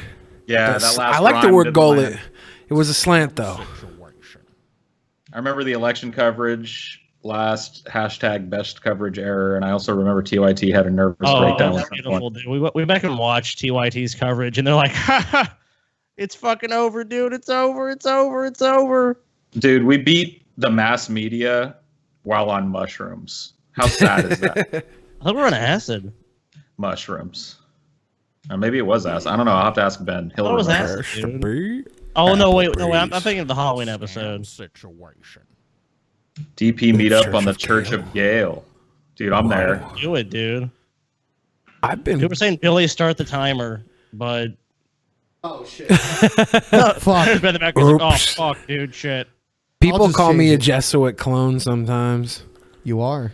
I'm not. Dude, I'm a real boy. Church of Gale I'm a herself. Jesuit Asian. Yeah. She labeled Scotty on Twitter Yeah, I'm a from her Jesuit. own lips. He's an agent, dude. I said Asian, but no, I mean agent. Let them starve while I eat. I think my biggest fetish is eating like a gigantic meal that just gets bigger and bigger as it gets closer to my mouth in front of like a dozen starving orphans. That's my fetish. No sex involved. Just gorging in front of them. Starve, little orphans. I You're a must feed sick my fuck, gullet. The Jones Act shit is kind of bullshit too. I just saw that in the chat. I mean, if they're fucking in desperate need of shit, just let them have the shit they need. Like, I don't understand why Puerto Rico is being fucking hurt by that shit, like by a fucking law that they don't even need. That it's like they can waive. Huh. Scam situation. Dang, limericks are tricky. In any case, solid show, gents. Thank you. Nice God. try. You tried something other than Nantucket, bucket, and suck it, and that takes balls to try and break the old format. So, good job. Good job. Hey. Hey, anybody who's like the fat boy has a feeding fetish, I was obviously joking. I'm on a diet. Jim Bean. Jim Beam. Oh, dude, you know what one of the saddest things ever is? Even though I didn't like the Doctor of Common Sense, I'm so sad because his fucking YouTube channel was terminated. Oh, shit. For hate speech. Oh, fuck that. And I'm against that 100%. Oh yeah, dude. I What don't like the happened, guy. I think he's fucking that black guy, Umbaha or whatever. Umbaha. Got his fucking channel banned. No, that Twitter shit's already played out. I've already said that there's nothing more to say about it, dude. I think I really don't feel Ryby deserves an apology. I just feel that what happened didn't make sense, and that's it. But it's not like I want to grovel at her feet and go, "Oh no!" But I just think that what happened was wrong. But that's really it. It's good to see you, mein Kaiser. I hope the pussy is good where you are. Paul, I'm glad to see you've gotten better at containing the salt. Yeah, I'm working on it, dude. I'm meditating every day. That's no joke either. Yeah. I've been meditating every day, dude. It's been working. I'm very impressed, Paul. I'm stretching, like I'm doing stretches, and I meditate while I'm laying on the ground. I'll become a Patreon if I get unbanned. But how are you writing that? If you're banned, I guess your main account is banned. Loose cunt. Loose cunt. Do a show with 69. Well, TJ can be on one of these shows. Remember Polly Morris? So TJ will have to run the show, then me and Ben will have the night off. Cool. Paul, remember Paulie Morris? He's my partner. We're in a huge argument. I need a laugh, so thanks for that, Paul. You're my fave peasant. Really, Paulie Morris? That you're fucking Paulie Morris, dude? Ooh. Damn. Ben Pie is my favorite peasant. But are you and Billy sad that Joe isn't a guest any longer, even though he seemed to make you guys laugh the hardest I've ever seen? Also, Ben, have you been to Sparky's in Hatch, New Mexico? I've never been to Hatch. I thought Joe was going to do a good job. He did have certain talents that I thought could be useful, but his problem is that he didn't take direction. So you have to be able to take at least a little direction. I think if you're here for the team, the Drunken Peasants podcast, trying to better the whole damn cast, that's a big important thing. I don't think Joe was. He just wanted to fucking shake his dick around. Yeah, it seemed like he wanted Ben to view his dick really badly. He did. He would always get naked in the fucking studio, and Ben would like turn away. That's even off the air, is my understanding. Yeah, there was no cameras on or nothing. Ben and Paul, on the last show, I said I would let a girl butt ram me with a strap on if someone donated $50. I still can't sit down right. Now the tables have turned. If someone donates $50 again, I get to stick it in the back door to her. Yeah, we're gonna need a $50 donation so he can pork back. So what if we get a $100 one? Do you get to do it twice? Honestly, double-sided dilly at 100. Yeah, ass to ass. Much love from Texas. We're not all idiots. I hate most Add of the Billy people to Cutting the Fat. We actually did this episode. Yeah, I was on Cutting the Fat earlier. Yeah, were you not watching? To my chagrin. There's a lot of great people in Texas, so I'm not saying anything bad about Texas. There was a lot of great people on both sides at this demonstration. There's cool parts of Texas. I heard Austin is a pretty cool part of Texas. I heard of cool events going on in Texas too, so I won't dismiss Texas outright. I mean, I think the rural parts I probably wouldn't be too down with, but I'm sure there's some cool shit regardless. Well, that goes against. There's that parts goes against about TJ's Texas. video. Austin's like not Texas. Austin is like a secret little watering hole in the middle of Texas that exists. San Antonio's pretty chill. I heard Houston is great for strip clubs. Situation. Why you not taking my money? Patron be available again. Why you not take my money? I want to take your money. Sold out. I guess we have to. Sold out. I guess we have to increase the slots. Apparently. But yeah, there's a lot of cool people in Texas. And there's like this real sense of like welcoming and like hospitality in Texas that I haven't really seen to that degree anywhere else. Like people are really like, come on in, y'all. Have some sweet tea. Oh God, fuck, Mary, kill Dr. Phil Dorn. I'd marry James Ellsworth. Fuck Dorn, kill Dr. Phil. I'd fuck Dorn because she's the only vagina on there. I'd kill Dr. Phil and I'd marry James Ellsworth. There you go. I would say you want to marry Dr. Phil because you know he's loaded. Yeah, you'd fuck Dorn and kill James. I couldn't Poor look at James. Dr. Phil every goddamn day. I'd go fucking insane. Oh shit! Cynic with the 50. Oh Cynic, shit, damn, dude. Cynic's gonna jerk off now, knowing that there's butt sex. Yeah, he just happening. initiated some butt sex. He's like, yeah. Somebody getting it in a bum tonight. I suggest everybody actually fuck your significant other in the ass tonight with this $50 donation. Like, don't let it just stop at one bun, hun. You feel. All right, how many are left? We should. Well, I mean, he might have been, but I mean, look, he didn't just do that good of a job. Ben never sucks. Holy shit! Holy shit! Guess what? What? You'll see in a second. Oh shit! Oh shit! Oh shit! Is there a double ditch effort here? Scams. Yes. Whoa! Oh, fuck, dude. So it's got to happen twice. If we get another one, this ass is Bang. like she's never sitting again. Yeah, you have to get her a fucking blow up donut pillow. Edward. If we keep getting 50s, you'll just have to call the ass is gonna get reamed tonight. Yeah, I mean, like if we keep getting 50s, you'll just have to call the neighbors over. Another 50, and I'll butt fuck Ben tonight. Damn. Whoa. I just think for the show, you got to do what you got to do. Yep. For the show. For the show. Oh, you're so sweet. The DP podcast, connecting penises to assholes since 1997. Pretty soon we have to move on with the show because people will be like, And there's not enough asses to go around. Only so many asses. Only so many penises. I think it's over. All right. Yeah, I think so. Yeah, go to Twitch, like the stream, all that good stuff. Yeah, please like the stream. We were mostly on time this time. I know last time we got in trouble because we were late. This time, 3 minutes late. We're learning. Yeah, the only reason we were late today was because the baker gave me 13 donuts instead of 12, so I had to finish the 13th one, and I didn't realize it. I can usually get 12 down on time, but that extra donut threw me off. There's chocolate all over my fingers. Oh no, I'm going to look clean before the camera comes on. All right.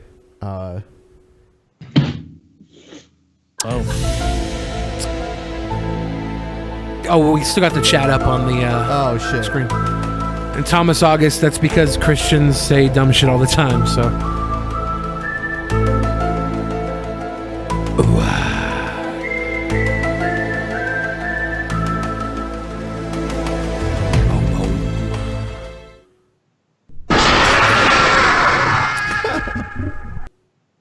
Oh no, we lost both of them at once.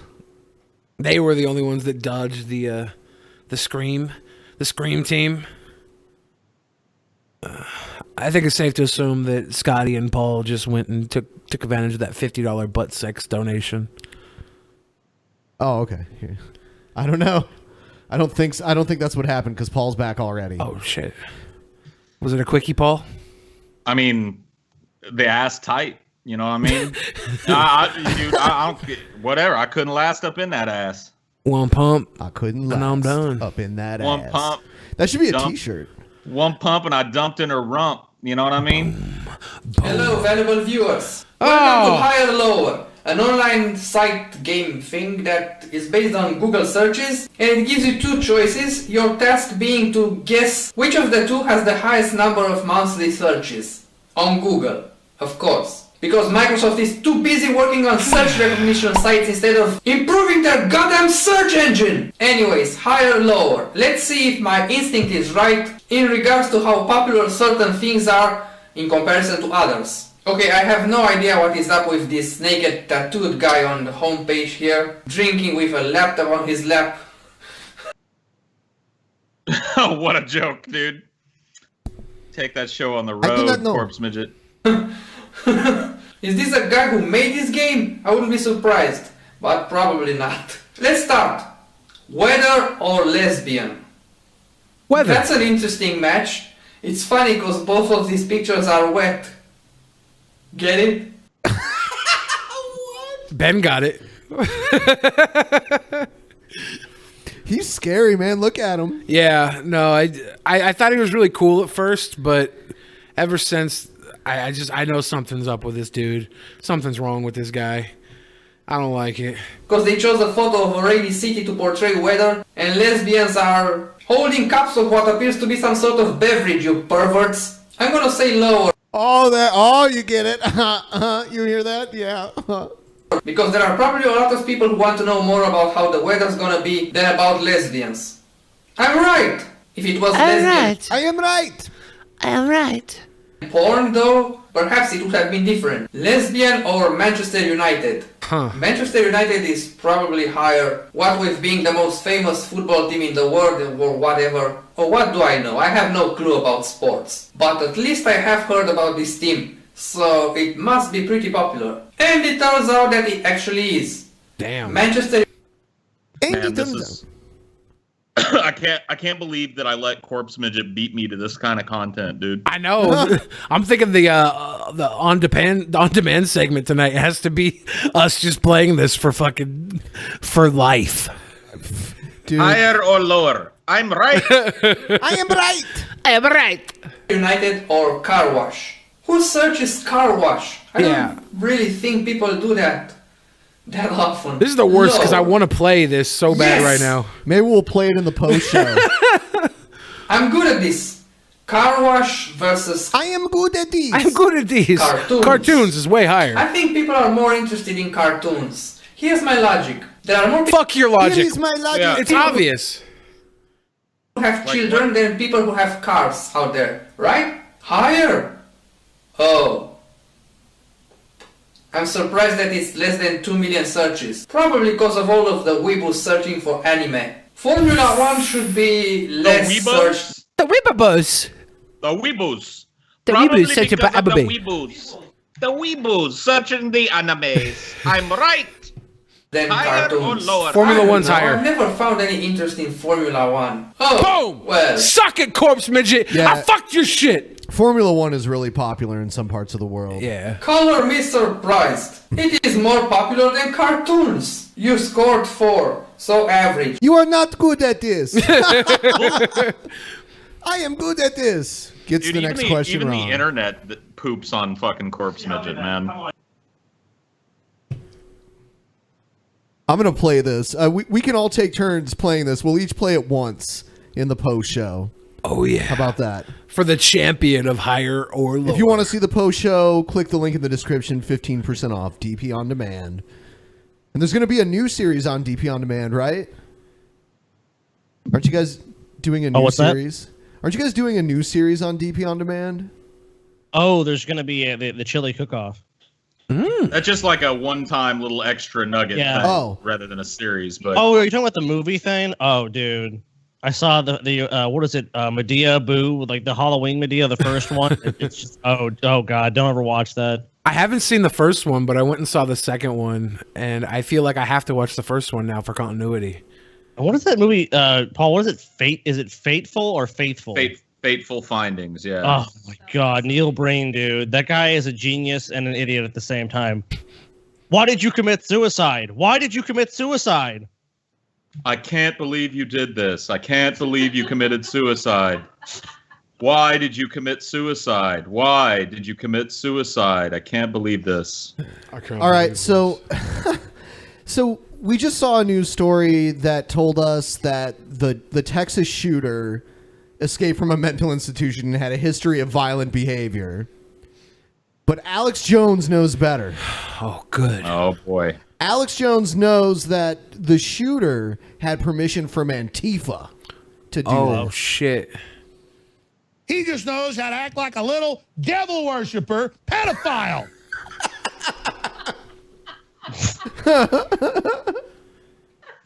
He knows how to waddle into a church and kill a bunch of men, women, and children. He's a real tough guy. Well, you know what, you little bastard? You're dead now.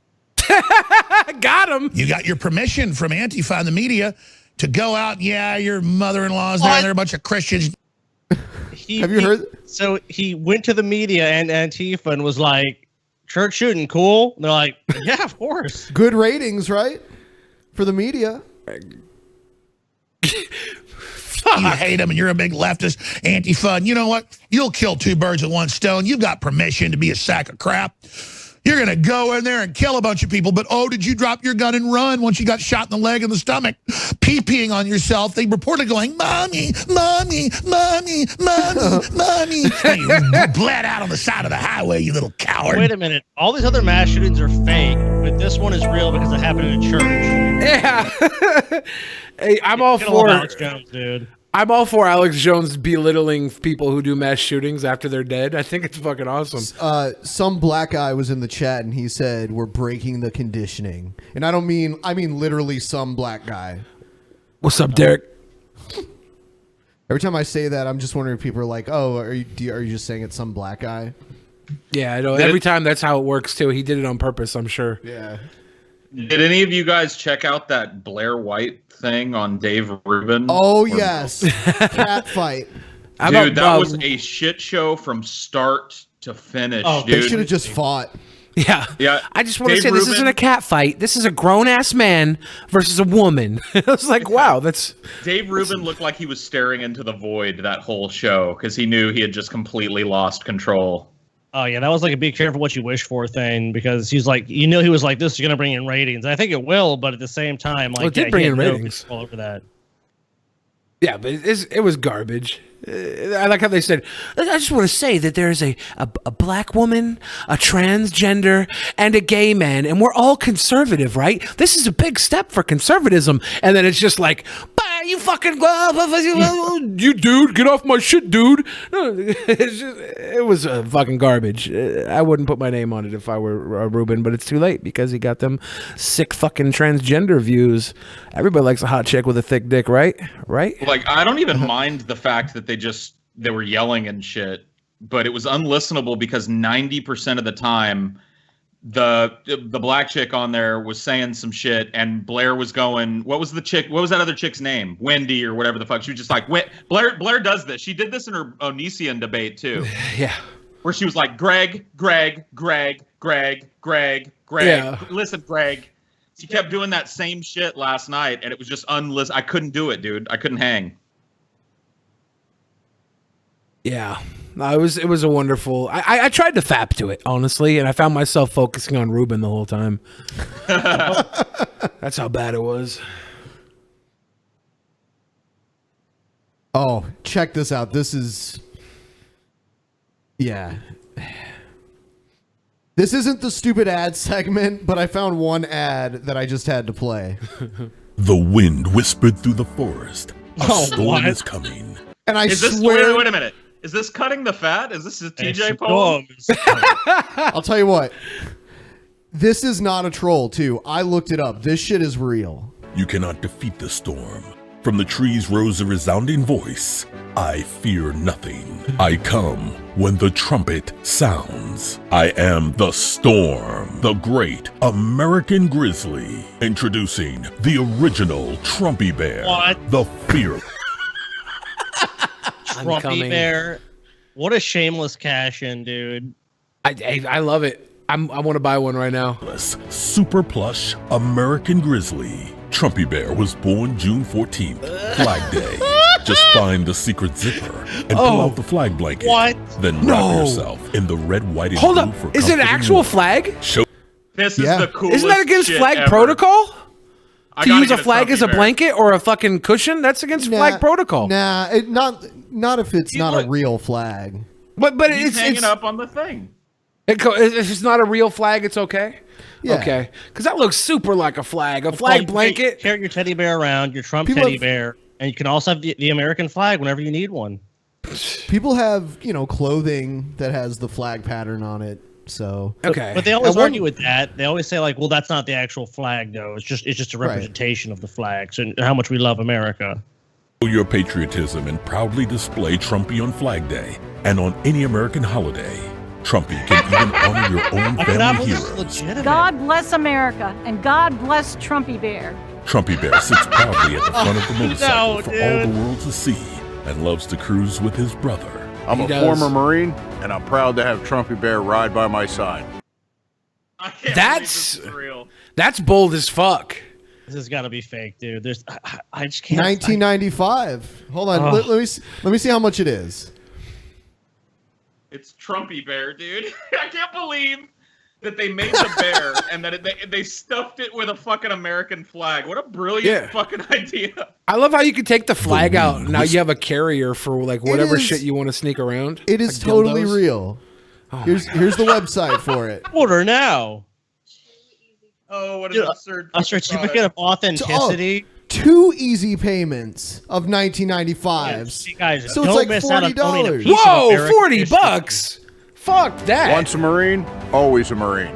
Everyone knows Trumpy Bear loves to Sure, once a Marine, always a Marine, but why the fuck you got a Donald Trump teddy bear? Whatever. go to the golf course. When I ride with Trumpy Bear, he makes my golf. When I ride with Trumpy Bear, all my fucking friends call me a faggot. I love how they're really trying to sell this off as masculine. They're not marketing it towards the women and children. They're like, no, this is for dudes. Bike riding ass this guy's golfing motherfuckers. by himself. Let's just put it that way. Game great again. Thank you, Trumpy Bear. Simply Trumpy Bear's style my his only trademark friend. hair and Is place he him in Mr. his favorite Meeseeks now? He's chair. making your Even fucking the golf toughest game guys better? will love Trumpy Bear. When America is great, business is great. When business is great, I am great. I love you, Trumpy Bear. Is that the guy who's doing Trumpy Bear? Is he behind it? I'm all for this if it's like some old fucking black dude. Like, No. I'm going to sell Trump Bear to all these white people. He's and get not paid. the one behind it. Oh, damn. You know, it's so crazy because this seems like a troll, but I know it's not because it's a real product. What the fuck? It's just that out there. Hey, veteran, I am proud to own the Trumpy Bear, and I will always be proud. Is that veteran's to be last an name really American. Order the Warholic? Super Plus Trumpy Bear for only 2 payments of $19.95 and receive a special certificate of authenticity. Don't miss out on owning a piece of American history. Yo, if this was one payment in 1995, I would buy it. American history. I would buy it for 20 Plus bucks. shipping and handling, dude. So, it's another $7 or $8. You're spending almost $50 to have a fucking Donald Trump teddy. It kind of looks like a Hitler bear, too. It's like Donald Trump with a Hitler bear, dude. It's a piece of American history, and it's only Is it $40. open? It's a Mein piece of, Fury. It's gonna end up in the Smithsonian someday. Mein Führer. Order now for only 2 This payments will be in of the Smithsonian. That's what's $19.95. gross. Trumpy, the most fearless bear anywhere. Order now. Order now. Always love you, Trumpy. Yeah, I'm buying this from an ex-girlfriend. I don't give a shit. This is this a Trumpy Bear. buy.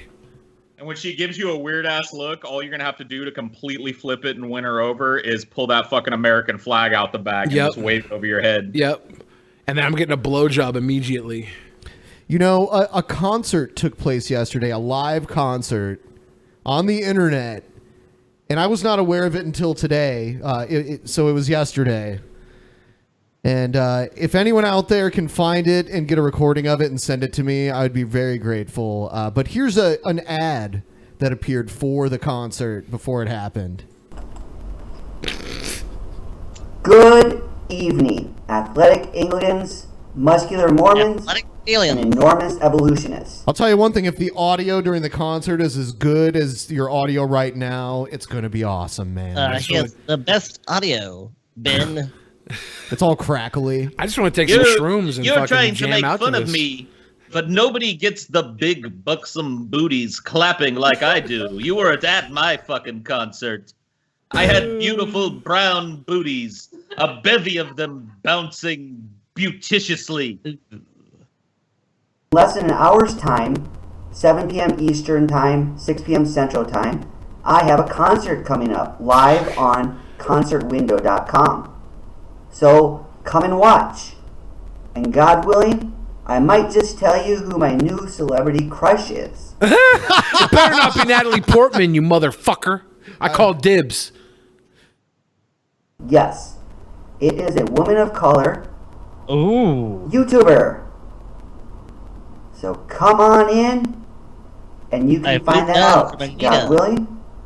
And you can maybe also have some other things to find out, and you certainly have a good time. If your celebrity crush is a YouTuber, you have a problem. He said a woman of color YouTuber. Yeah. Is it Red Pill Black? Is it Red Pill Black or Francesca Ramsey? Do we have are we even in the right area? There's not Is many it- safe bets you can make in life, but I can safely bet the only time this guy has been in a vagina is when he was coming out of one. Yep. I don't know. He might. Dude, this is a guy that gets turned down by prostitutes. Come on. It's like he might have a dog. Oh. Well, a human vagina. How about I'd be more Okay. specific? Yeah. No. I'll give you that.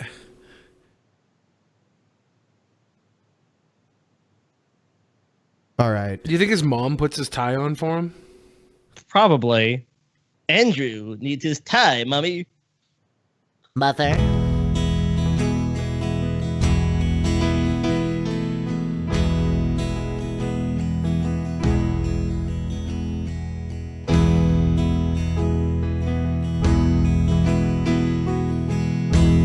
sure all these Amish people appreciate you coming and videotaping them because, you know. Yeah, to feed your basically political agenda. They have like Amish reality shows though, so that's when they're on Rumspringa, right? No, they have like in the fucking thing, like do all they now? dressed up in. Oh, yeah. they must get paid for that. They're probably like, what do they call it, like Mennonites or something? They're Mennonites allow, I think they allow photos, but you know, or maybe they've changed their ways. But as far as I know, Amish people don't like to be filmed or photographed or anything like that. Amish mafia is real. Amish barbecue is good. Yeah.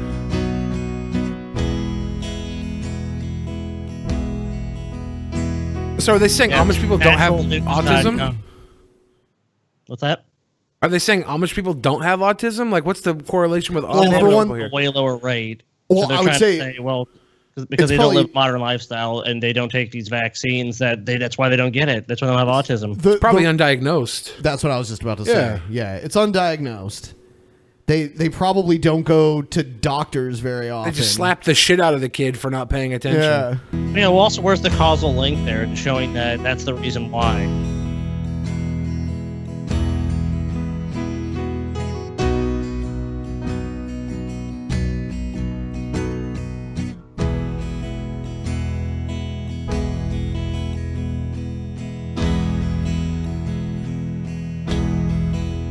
Do they go to the fucking doctor office like regular doc?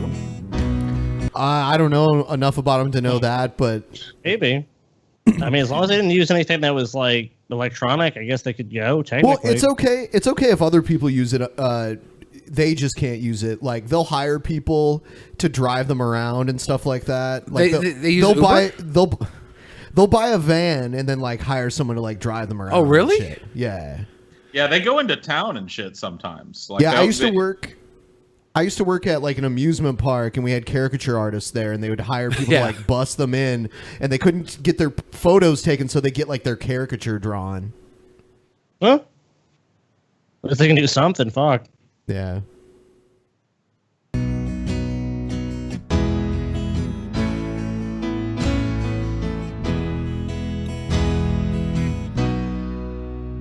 Okay, well, Natural News demonstrates that's why find evidence to claims.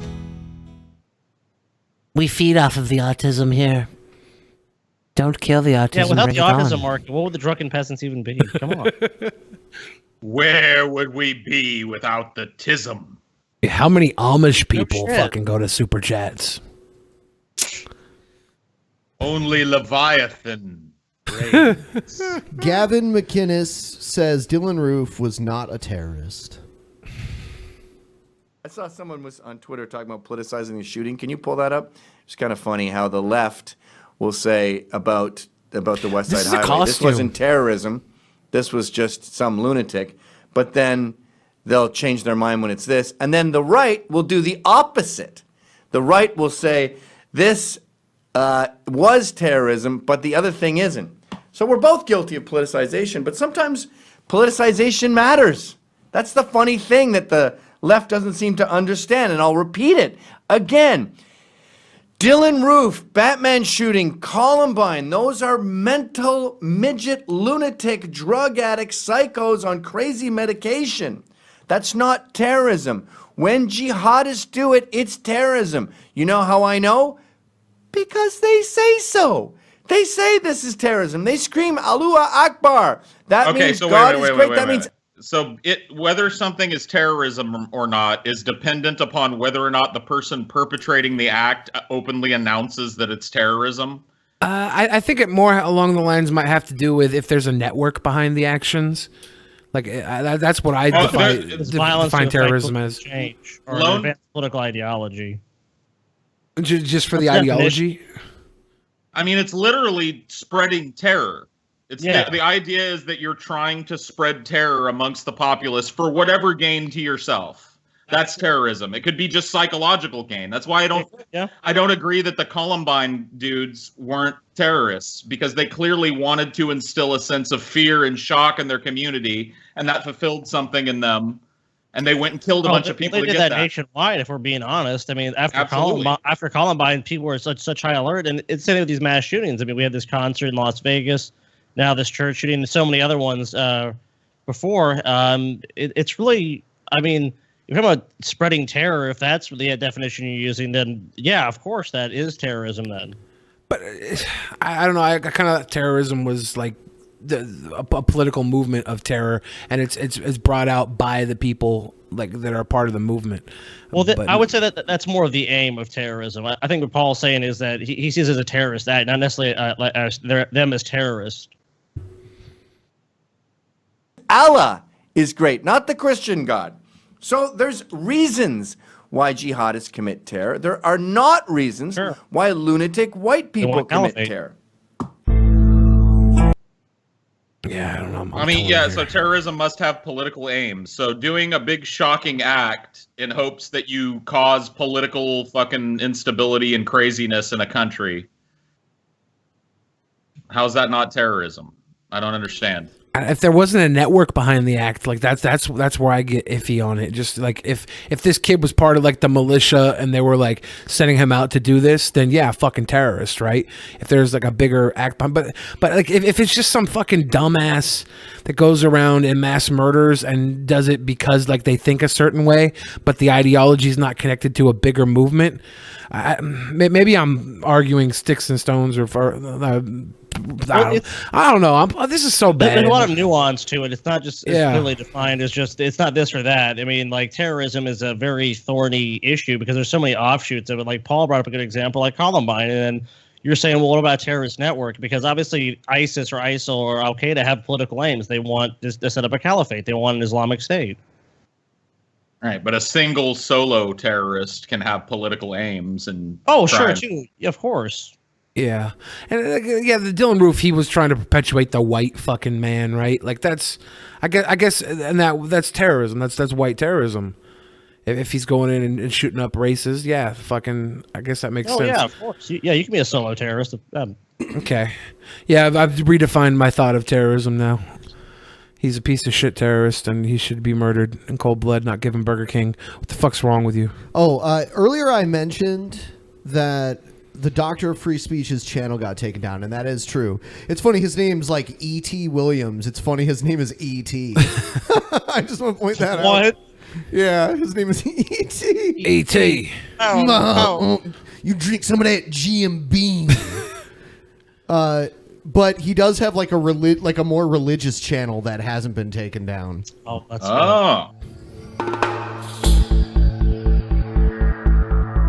E.T. His fucking name. Thank you for joining us for Common Sense from God. I'd like to turn to the second book of Samuel, around the 6th chapter. Now, nobody can argue that David was a man after God's own heart. As a matter of fact, according to God... Then you live in a modern age and you fill your head with fucking fairy tales and bullshit. Instead of actually looking outward, you just looked inward, doing insular fucking scribblings of desert fucking scrolls that are just basically shit that's been made up for thousands of years. David was a man after God's own heart. David was a worshiper. But even being a king and a priest and a man who was after God's own heart. The African dream. Being a Brett Kane. He was a king in the African dream. Oh, shit. Is this a slick? Collaborate, dude. There are certain things one still must do. David had the right mindset, but I want you to read with me in the 6th chapter. It says, David again brought together all the able men of Israel, 30,000, he and all his men went to Bala in Judea to bring up from there the ark of God, which is if someone wants to read the Bible, dude, they'll just go do it. We really need to fucking have you fucking preach when you can't even do it properly. You don't even it's not even interesting. You know, he's actually he's enunciating most of his words here too. This is so dry. The enunciation kills his entire appeal. David, I'm gonna dance with you now, brother. Move over a little bit. Let me get my jig on too, then, David. I like that though. My jig on too. Oh God, dude. So the ark of the Lord was entering into the city. Now look, think about this. I want you to get this image in your mind. Okay. His Saul's daughter, I want you to get this which is image. I David's want you to get wife. this in your mind. How do you know any of this shit actually happened? How do you know this is for fucking real, dude? Like when you read shit, don't you actually go, is this true or not? Obviously, no, in your case, but like, I don't get these people. Like, they don't believe anything. It's all fake news. It's all fake. But then they turn to the Bible and like, this is all real. This is all actually things that happen. The teachings of the Bible is to think that everything that goes against it is fake, right? That's how they indoctrinate you in the beginning. Anything that goes against the grain is like, oh no, that's obviously sin. You shouldn't be thinking that. That's how like a lot of ideas, especially religion, function. It's like these ideas good. If it doesn't pass through the filter of what they find acceptable, it's just like, nope, block that idea. Nope, don't let it in. It's bad. Yeah. Well, what was you saying earlier, Paul, that the atheist was used with nuh-uh. Nuh-uh. Nuh-uh. It works both ways. I wish I could fucking believe. I wish I could be this guy. You wish you could be this guy? Fuck, man, yeah. This How guy. great would that be if you had like this? You don't have to be this guy to believe. I just want to be this actual guy and believe in God. And like every time I'm thinking, I'm like, man, my heart is full with the spirit. I love this. Why don't you take some of them peels? I would take some peels if that made God all of a sudden be real and I believed. I envy this fucking guy. What came out there to look at this thing. Instead of her being involved in the worship service, she's like a bystander. She gonna critique everything. She gonna critique. You know how women be always bitching. When you go to the house of the Lord, everything. you don't got time to be critiquing everybody else. Look at those shoes. He really hates women, doesn't he? I don't know why she wore. No, that ain't right. See, David was busy doing the worshiping, but Michal, the daughter of Saul, watched from the window with that indignant. You just can see her in the window. And she saw David leaping and dancing before the Lord. She despised him in her heart, she said. That's what the Bible says. They said he brought the ark of We've seen a the pattern Lord of other friends of the show. and set it in his place inside the tent that David had pitched for it. The and tit? David. Yeah, I thought he said tit too. I was like, what? David pitched a tit for you, dude? Pitching a tit.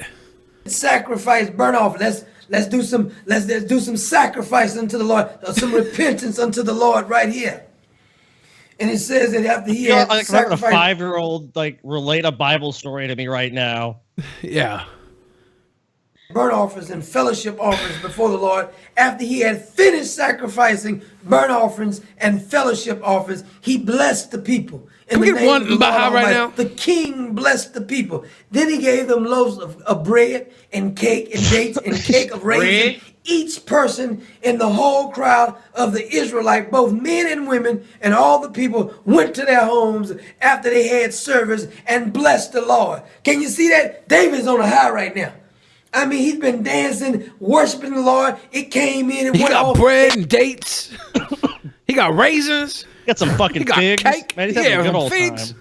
And having a fun time. He blessed the people. He's butt said, fucking "I'm gonna go bless everybody. my house." $50 When David donation. returned home to bless his bread house, on. oh, The table is Michael spread, was my waiting man. on him. Came Man, I want this guy to get his political channel back. Like, Yeah. I don't want. I didn't want him to get flagged into oblivion.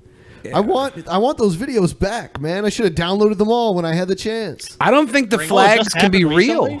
Yeah, because on the last show, I went to his channel and downloaded the last video that we watched on him, and it was gone today. And it looks like he's trying to sell things on Vimeo now too. So, he had like 90,000 subs. He's actually been on He's been on Alex Jones before and shit. Oh, okay, that makes sense now. Came out there. She couldn't even wait till he get in the house. Came out to meet him and said, "Oh, how the King of Israel has distinguished himself this day." You think Alex Jones fucked this guy? Yep. That sounded like Bible talk. That's how you get his endorsement. He's like, well, it's trying to bend over.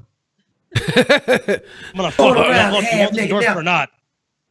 I don't believe David was half naked because I don't think David would have danced half naked. I think they normally had He was all full naked. these robes and stuff on. He danced all out that robe right there in full view of the slave girls of his service, as any vulgar fella would be. David said to Michael, "It was before the Lord who chose me rather than your father. Booyah.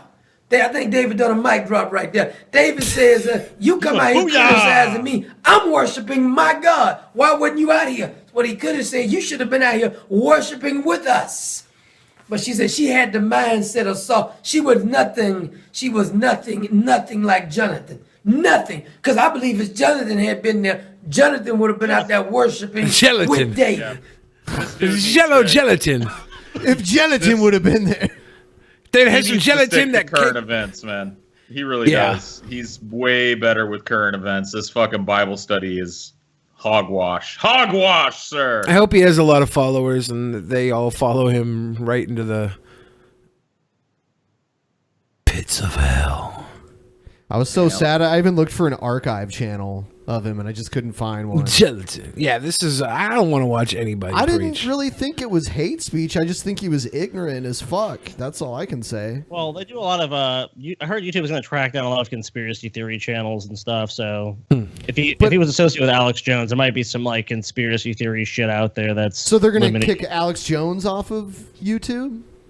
I doubt it because there'd be way too much backlash. But the smaller ones, like the lesser ones, like him, probably are safe to do. Well, that's They're trying bullshit. to silence the truth, dude. You know, I don't think they would do it because Alex Jones has some crazy ass supporters, and I could see them fucking like going over to fucking Google's headquarters with like guns or some shit. Like, they're crazy, dude. I don't know, dude. R.I.P. Mbaha. I mean, look at the Pizzagate show where the guy shot up the fucking pizza parlor because he thought there was a child pedophile fucking sex ring going on there. But it's kind of funny. We've seen so many of those come out, in these places of power. But it's like they're not going to do it in a fucking pizza parlor, dude. Come on. Are you sure? Yeah, that's totally ridiculous. Are you sure? Come on, man. If they wanted a little boy booty, they called up and ordered a pizza with extra olives. You think that transaction went down? Wow, I think they did. Yeah, I'm a Pizzagate believer. Are you fucking serious? Oh yeah, yeah. Oh, The owner of the Comet Pizza, he's got a damn a shipping thing. He's like an art dealer, right? His art dealings means he can internationally ship livestock because of his art. Bilderbergs? He's shipping kids. He's shipping kids to his museum. He's shipping the kids. Oh yeah, and then that's why they have the live concerts at the pizza place. Live concerts at the pizza place. Her youthful appearance, guys. How is she bathed in the blood of fucking virgins? Hillary eats the children's. Like the fucking show. Ian Skewbanks with the 666. Yeah, please like the show. Let's try to get us over 1,000. How about that? We're at 842. They live where like you put the glass on, you see Hillary, and she just fucking looks not like the same. You just see her for what she really is, dude. That would just be beautiful.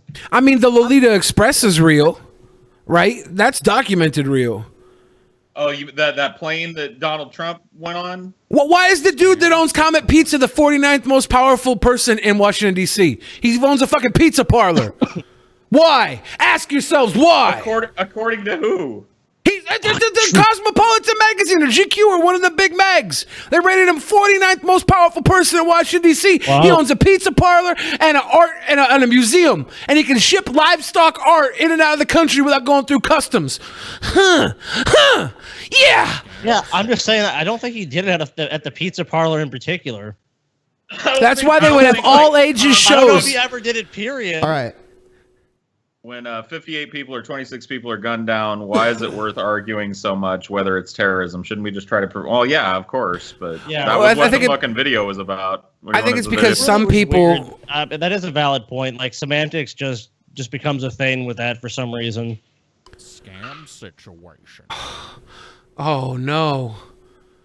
Gilbert Godfrey. Oh, you killed Gilbert Godfrey, dude. That fucking... I know it's not his real voice, but you know he'd probably put it on all the time. I would say the Swedish chef. I'm marrying the Swedish chef. Yeah. He cooks. See, I want to marry cuddly. Fester because I think it'd be more marry fun. Fester. I'm probably marry have to fuck Fester. Fuck the Swedish chef. Is it the Christopher Lloyd? Is it the Christopher Lloyd Uncle Fester? No, I want the original black and white, original fucking series Fester. Damn, dude. That's the only real Fester. You're not gonna take that Doc cock? Christopher Lloyd's money, dude. Although, if I had to fuck one, like, and that includes them fucking you, I think Gilbert would have the smallest dick of the three. So You never know, Paul. You never know. Yeah, but could you imagine what he sounded like when you were fucking him in the ass? Or him banging you, even worse. Yeah, I'm gonna get so deep into your anus, it's gonna implode. Thank you, fat old guy, dude. Hell yeah. The corpse midget game. Super excited to play the corpse midget game. Yeah, dude, let's play it. Post show, baby. Yeah, we're gonna play it for the post show. Post show. In the post. What if we're all just really good at the game and we play for like hours and hours and hours because nobody loses?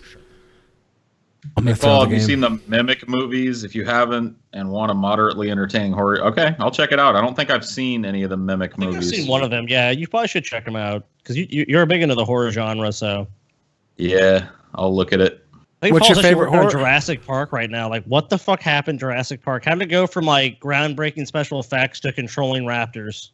I don't know. Yeah. I'm starting to understand though. How did that chasm form? You don't ever got with Jurassic Park 3 was like why they would actually go back to the fucking island, dude. I mean, like, there's no fucking way, dude. There's no way you'd go back into that fucking place. Like, remember They telling me do They have two of the characters from the first one come back and do that. In Jurassic Park 2, it's Ian Malcolm, the mathematician, who gets gaffled into going back to the island, and then in 3, it's fucking Grant again. Yeah, there's no one would do that though. There's no fucking way someone would like almost get killed by a bunch of fucking dinosaurs and be like, I'll go back. It's safer now. Not a chance. No fucking way, dude. Was 3 the one with the cell phones? I think so. Yeah, it's the one where the big Spinosaurus swallows the phone and they can hear it coming by the. Yeah. Don't you think you'd hear the before you heard the goddamn phone? No, you hear the Nokia ringtone first.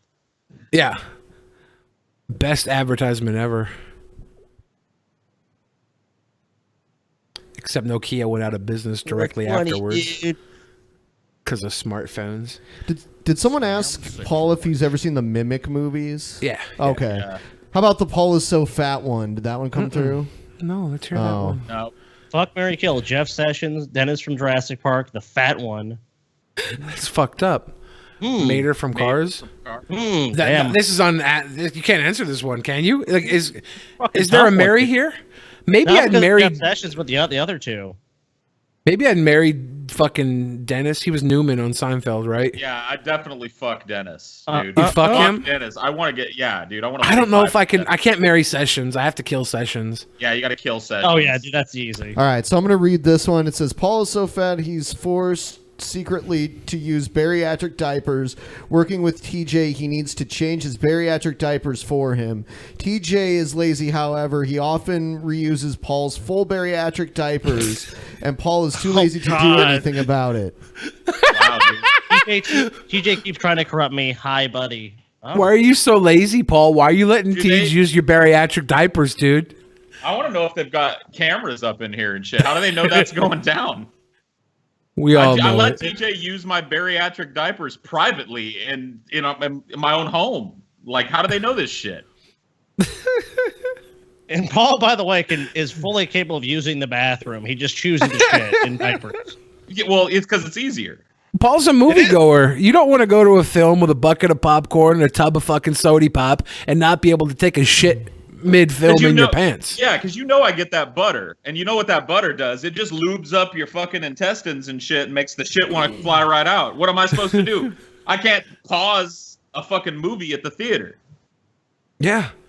You gotta make poo-poo pee-pee in your pants. Until those credits are over, you gotta shit yourself.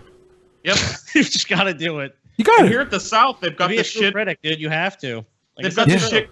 They've got this shit here in the South called the Movie Tavern, where they're literally like serve you fucking food like a restaurant while you're sitting there. That's the good shit. Yeah. Oh, Paul, so that's why you stop. You get in the bucket of popcorn, so you start wearing the diapers, right? Because I know you used to shit in the bucket. You're just like, I'll eat the popcorn, I'll shit in the bucket, and I'm good. Well, yeah, but then Ben taught me about the bariatric diaper thing, and I was like, Yeah. Why holy bother? shit, Yeah. bariatric Yeah. briefs. You can Why stuff carry that yourself- bucket of shame out? Yeah, then get the refills of popcorn as well. Yeah. When I told Paul about bariatric briefs, he looked like he had lost all hope for humanity. I think that was the moment.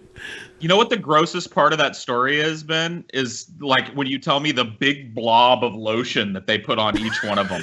I don't know why, but that big blob of fucking ass lotion on each one of them, man. I can't live in this world.